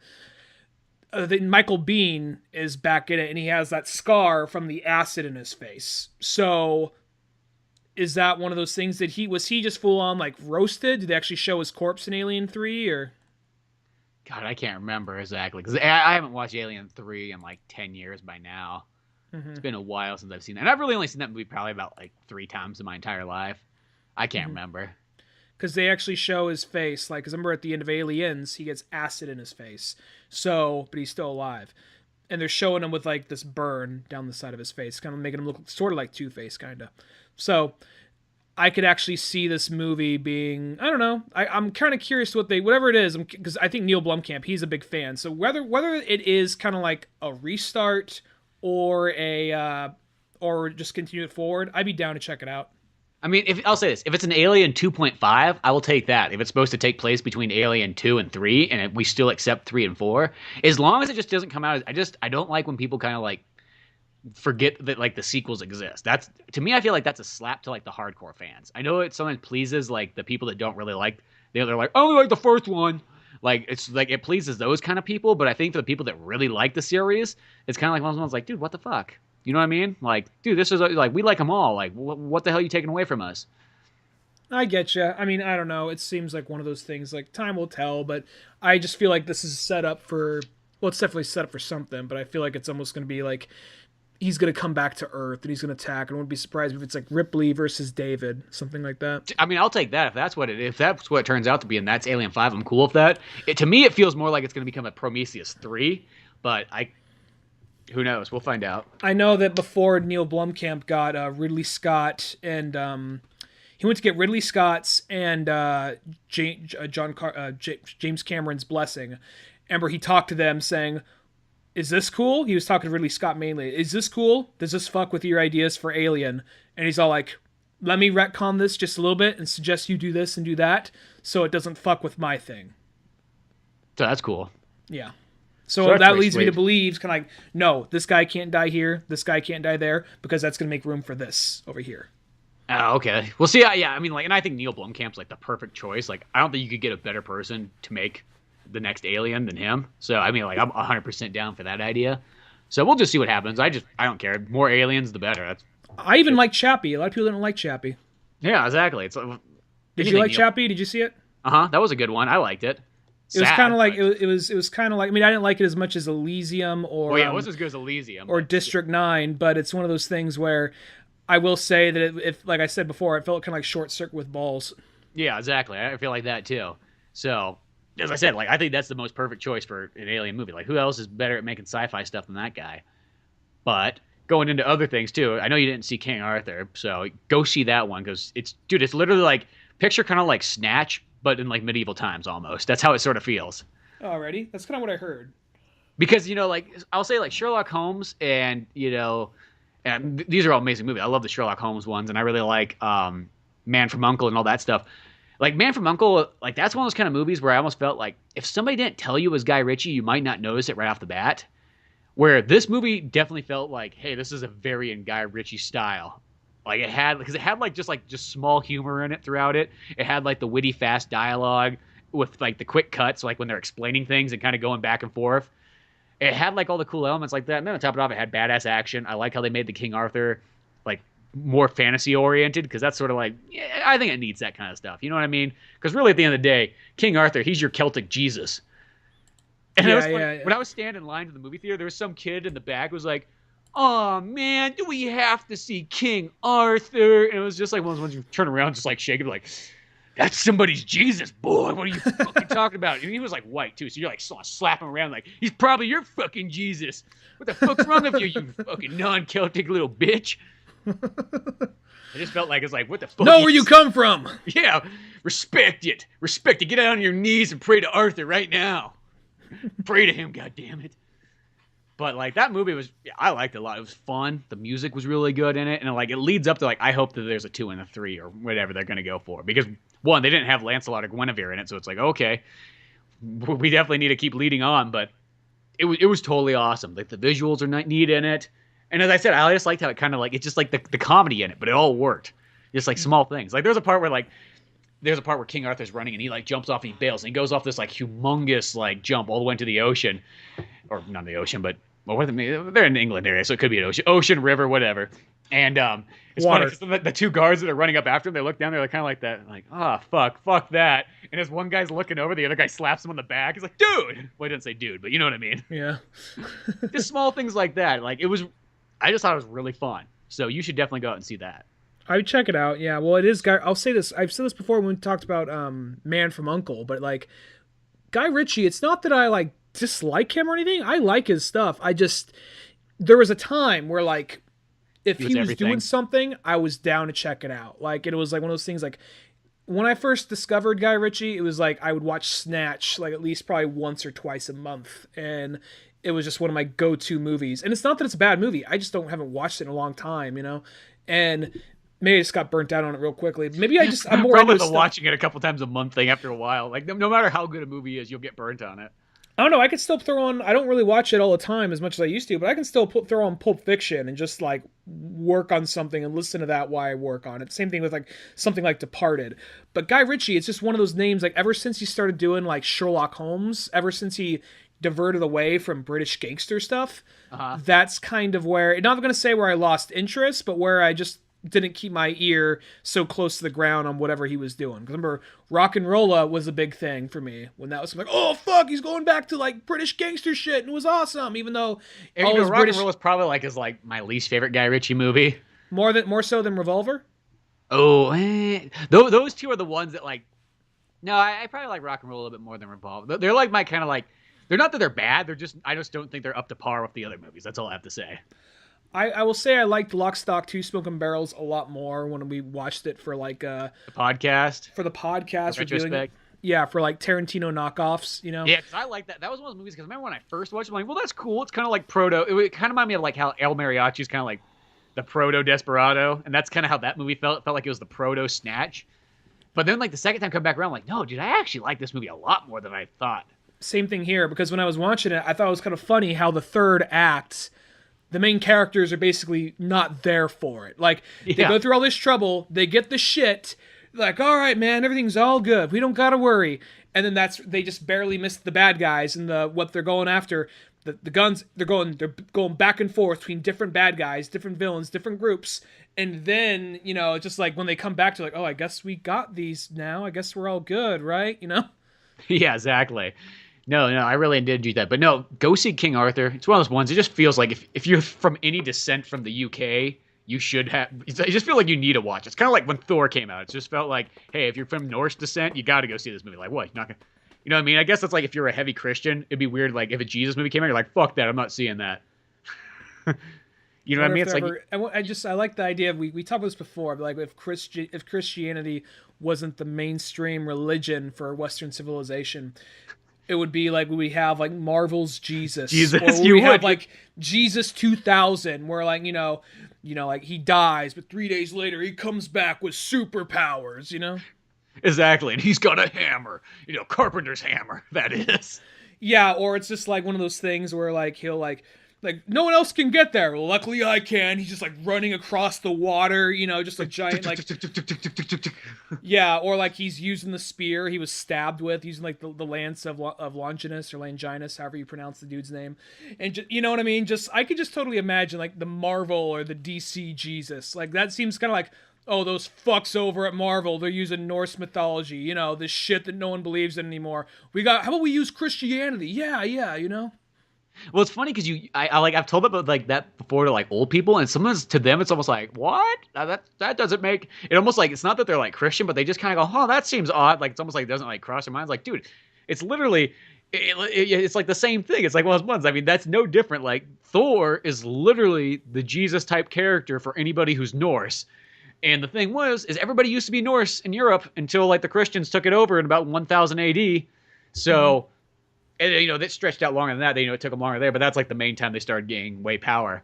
But if Christianity just happened to be this like religion that kind of spawned and then it just didn't go anywhere else except for into like the history books, that's totally what it would have been. It's either that, or if let's say if it was in DC, it would have been that like Wonder Woman's like she's from Jerusalem. You know what I mean? She was born. You know, she was almost like she was the other child. She was Jesus's like sister. You know, that's how other mythology is. Just religion that people stop believing in. Because that's what in a sense Wonder Woman. That's all. Instead, they just say, hey, let's use the Greek religion and we'll make that character alongside there. Because that's why I feel like the reason why Thor exists is because that was like almost like, hey, how can we compete with DC? Well, we got a way. Since they're using Greek, let's use Norse. You know what I mean? Mm-hmm. Well, it's also, I could see it being one of those things if they did make her Christianity, she's the daughter of Mary, she's the unknown daughter between Jesus and Mary, you know? Oh, yeah, they could do something like that. And, you know, because obviously if... Jesus likes hookers, yeah. Yeah, exactly. And, you know, then she could fight, like, Satan and everything like that, because that would be, like, her enemy. So when she's in, like, Injustice... Rather than Ares, yeah. Yeah, instead of Ares and everything like that. But... Speaking of Injustice, then Injustice 2 came out, and there's another big DC thing. And I know you played it. Yeah. You just paused. Was that a pause of shame? Just like it's a big DC thing. I know you didn't get it. No, you didn't fucking get it. Sorry, I just bought a Switch, and that kind of spent me for a while. Switch, it's like, well, there goes the injustice. I know that for a fact. That'd be like too much in like one time period. Maybe another paycheck or so. Well, also, like $500 in the hole by that point. I'll say the DC thing. The DC is almost making me lean more towards it than actually being what it is, because it's a fighting game. So there's a bunch of like DLC that they're gonna charge up the ass for, which is just annoying to me. And they're doing the Smash Brother. They're kind of doing sort of like, I guess kind of, yeah, I'll say it. They're doing the Smash Brothers thing. We're just like, we got these other characters, and it's like, actually, it's just another character skin, you know? So it's like, all right, it's not a whole other character. Reverse Flash, just another skin for Flash. Mr. Freeze, just another skin for Captain Cold. Vixen is just another skin for Cheetah. Mm-hmm. Which I guess, and then Grid is just another skin for Cyborg. Well, then they have like, they use Nightwing, so he actually kind of is in it, but it's another skin for Damian. But he does play in the Nightwing style from Injustice 1. So it almost still is a different character. He doesn't play like how Damian does, because Damian has a sword and plays completely different. Which that's odd, so... Yeah, they definitely do that. And I will say, because the weird thing about that game is, I mean, like, more than probably 40% of the roster from the first one is gone. I mean, there's no Zatanna, there's no... I almost said Killer Croc. My Killer Croc's not. There's no Solomon Grundy. There's no, Killer Frost isn't in it. There's no Nightwing. I mean, I guess there technically is Nightwing because of that. My question is, what the fuck is Scarecrow doing in that game? They do a cool job of Scarecrow. Like, I will say that he actually is kind of cool. He just doesn't seem like a fighting game kind of character. I mean, well, here's the thing. They work him in as like what he does is, he sprays the Scarecrow stuff onto them, and then that turns them into like a monster in a sense, the way that they view him. So it works out how they have it. It's not like he's just up there like throwing punches. Well, and that's also how they bring Joker back, like in the story, is like he sprays Harley Quinn with it, and then she imagines seeing Joker. So it gives a reason for them to fight. Oh, okay. Well, I just need to find a way to get Joker in there somehow. Like, did they just bring Joker from another universe in there? But yeah. No, he's just like a fear toxin. I'm just gonna let that ring, because you have that thing where if you immediately just like turn it off, they're like, oh, he fucking saw it. Yeah, so I'm just gonna let that ring out. Just enjoy the Cowboy Bebop soundtrack. But you can literally just hit the power button and that doesn't turn it off. Okay. But and I'll say it's a phone call from someone like, what the fuck is this person doing calling me? It's been so long. Anyway, yeah. But the thing about Injustice, though, it's like, I mean, you kind of buy that game for the story. Like, that's the main reason I bought it. I bought the deluxe version, so I'll get everything with it. I don't have to pay any extra. And it was $100, but I got $25 off because I bought it on Amazon. So I get the deluxe version for $75. I'm not complaining. And get everything with it. So cool, that worked out. And yeah, as I said, it's kind of weird that you don't have the 40% of characters. And I know that that's something that's like, oh, that's fucking cheap. Which I will say, yeah, it kind of is. But at the same time, I will say it doesn't make Injustice 1 an obsolete game. Because I'll use this for example. Street Fighter Alpha 3, best Street Fighter ever made. Does anybody ever talk about Alpha 1 or 2? Not really. Who the hell really plays Alpha 1 and 2? Not that you can't play Alpha 1 and 2. I'm not saying that, they're still fun, but it's just like, you kind of play them and you're like, well, it's just Street Fighter Alpha 3 with less characters. And, it doesn't play as well. Mm-hmm. So that's kind of like cool that like Injustice 1, since the game's so story oriented, you kind of go back and you're like, hey, there's 40% of the characters that, aren't in it. And I'll say that most of the characters that are kind of taken out, they're the kind of the ones that's like, well, I didn't really play as Killer Frost that often. Or I didn't really play as, maybe Starfire as much as should have, but, or poor Martian Manhunters, he's literally like the most like forgotten, like black sheep of like the DC universe nowadays. Like he's so like put on the fucking bench. Like, I wasn't surprised if they put some of these other characters back in DLC later down the line. Well, they got 9 characters coming out, so I'm gonna assume that probably like maybe 3 of them will be from the old game. Hopefully, none of them are like Street or Mortal Kombat characters. And not that Mortal Kombat. I bet you at least one of them is gonna be a Mortal Kombat character, and I'm thinking it's gonna be Sub-Zero. So my thing is, it's not that Mortal Kombat characters suck. It's just like they're already in so many other games. Yeah, they already got like 12 plus games. They got more than that. They got like 15 games that they could appear in. I mean, there's 10 in the series, but if you count all the other versions, there's like 15 plus Mortal Kombat games. So it's just kind of odd. It's like, might as well just have more DC stuff. And then I bet you a lot of the other ones will be other kind of characters. And hopefully for like those skin ones, like the characters that kind of change, Hopefully they do more things like the Nightwing one, where it's like, oh, okay, even though it's a skin for Damian that he's wearing, because they make Damian like he's like, I don't like you, Batman. I'm gonna go join Superman's side. I'm Nightwing now. It's just like that seemed like such a weird like, well, what the fuck happened to regular Nightwing then? Yeah, like they should literally just have a scene where he's like he like falls down a hole and can't get up. They're like, guys, anybody? Still here. Still here, yeah. He apparently, I went down this, because I haven't played through the whole story, so like I'm only about like 60% through it. So maybe this game might have changed it, but the Injustice comic book series really picked up because of the game. Like it started off as like, oh, here's a little fun thing to go with it. Then the series really stuck around, and you see some of the ways they kill off characters pretty badly. I remember I went down some little clickbaity kind of like a list of the characters that died the worst in Injustice, and apparently the way Damian kills Nightwing, it's such like a sucker punch kind of way. He like hits his head. He hits like side of his dimple with like some kind of weapon, and then he goes down. His head hits the side of like a corner, snapping his neck. Huh. Well, I know that like okay, it's like I know that the way that Injustice is sort of stylized as a story is like how can we get these guys to fight? That's kind of like how it's set up. Mm-hmm. So because it is one of those ones like the thing kind of bothers me is that you are kind of watching it, it's like it's totally geared towards Batman fans. It's definitely not geared towards Superman fans because Superman is just looked upon as like such like a dick bad guy, and especially even in the second one. But I do understand the whole point is like how can you make all these characters angry at each other so they fight? Well, at least the first one had the thing to go about it like, well, at least it's a parallel universe. Our real Superman's going to come in and save the day.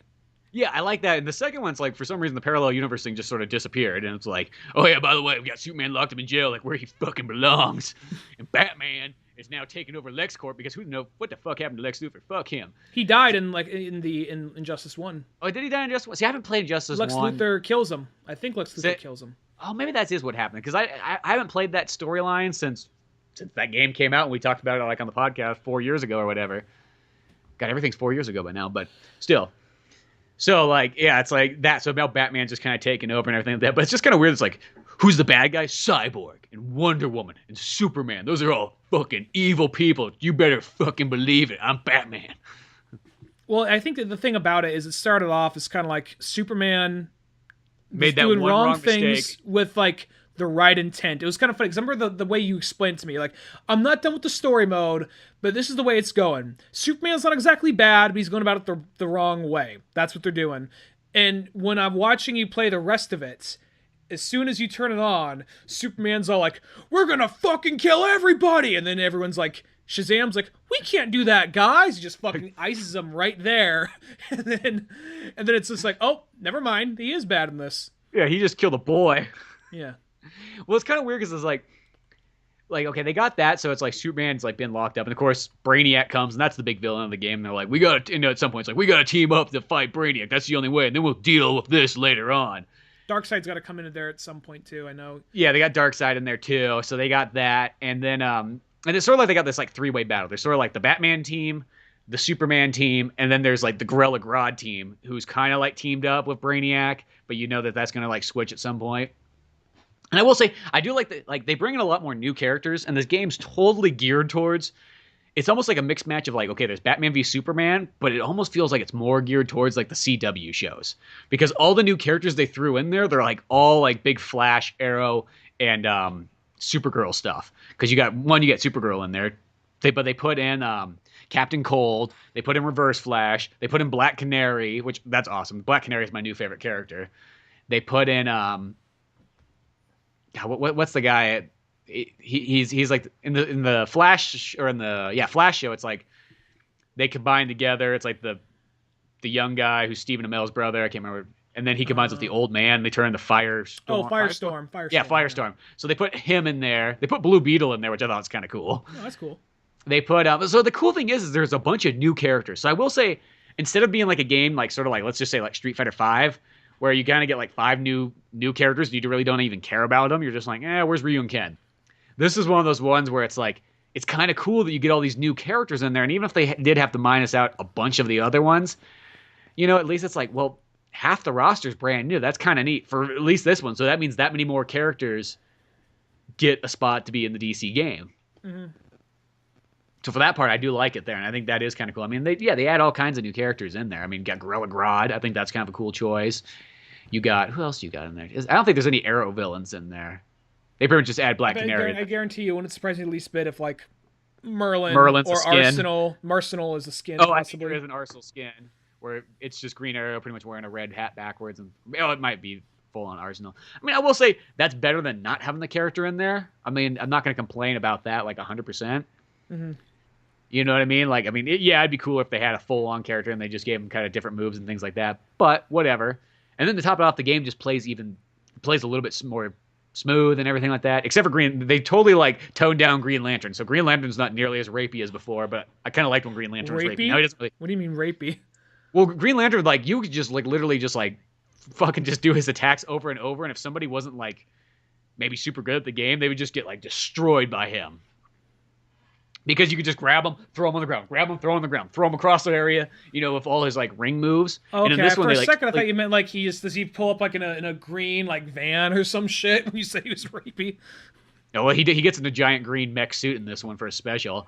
Oh, but like they kind of like toned him down, so he really actually doesn't play that good anymore. Oh, okay. Because I was like, oh, that's kind of a bummer. I always kind of hate when they do that. They're like, that's a cheap character. It's like when they made Zangief not nearly as good in Street Fighter 4. It's like, dude, that was the only character I could win with online. Well, why take away his like power? Well, it's like I'm not good enough to play it online in tournaments. Apparently, Jigglypuff is not allowed in a lot of tournaments. Jigglypuff and Meta Knight are not allowed in like Smash Brothers tournaments because apparently they're too good and they're very easy to. There's like a way to. They're very overpowered in some ways. Apparently. That's always so odd. It's just one of those ones like... Well, Jigglypuff, really? Like that one? I mean, Meta Knight... She's got that one attack that can like almost instantly kill people, but it's so hard to hit people with. So it's like... Mm-hmm. Okay, it's like... It feels like there's always like a balance for that. And here's what I say.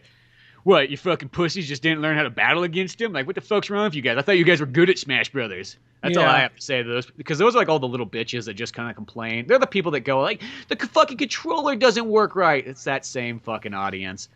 You know what I mean? It's like...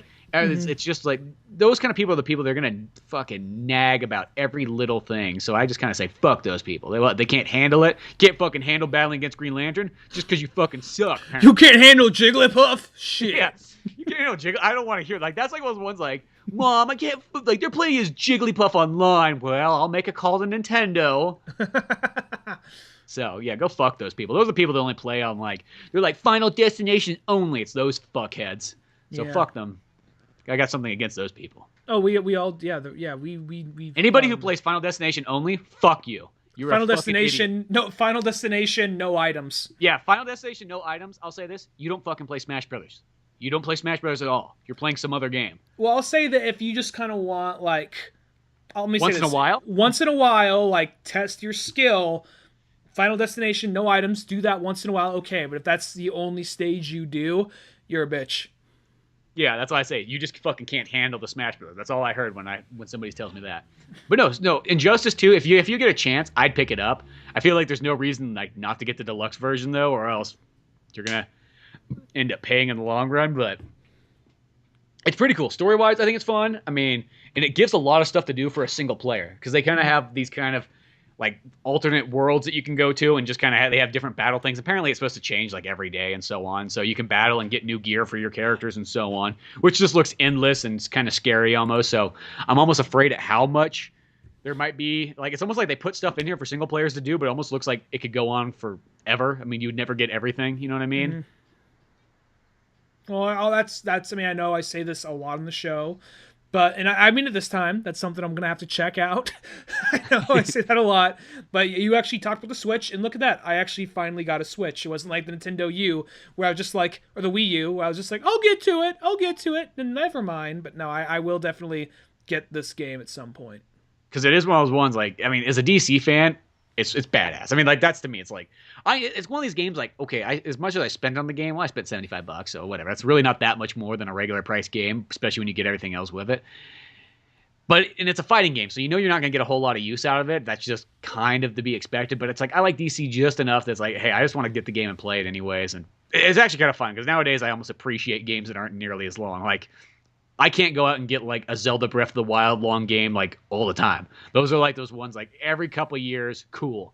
Or even once a year, perfect. I'm fine with that. But for the most part, I like when games are nice, short, and sweet, and I can kind of pick them up and play them. And you know, it's like Injustice 1. Like, yeah, I've had that game for what, four years or so, and we play it like almost every time we hang out and we go through a fighting game marathon. It's bound to happen. Mm-hmm. Yeah, well. So I feel like 2 is going to be just like that as well. Sweet.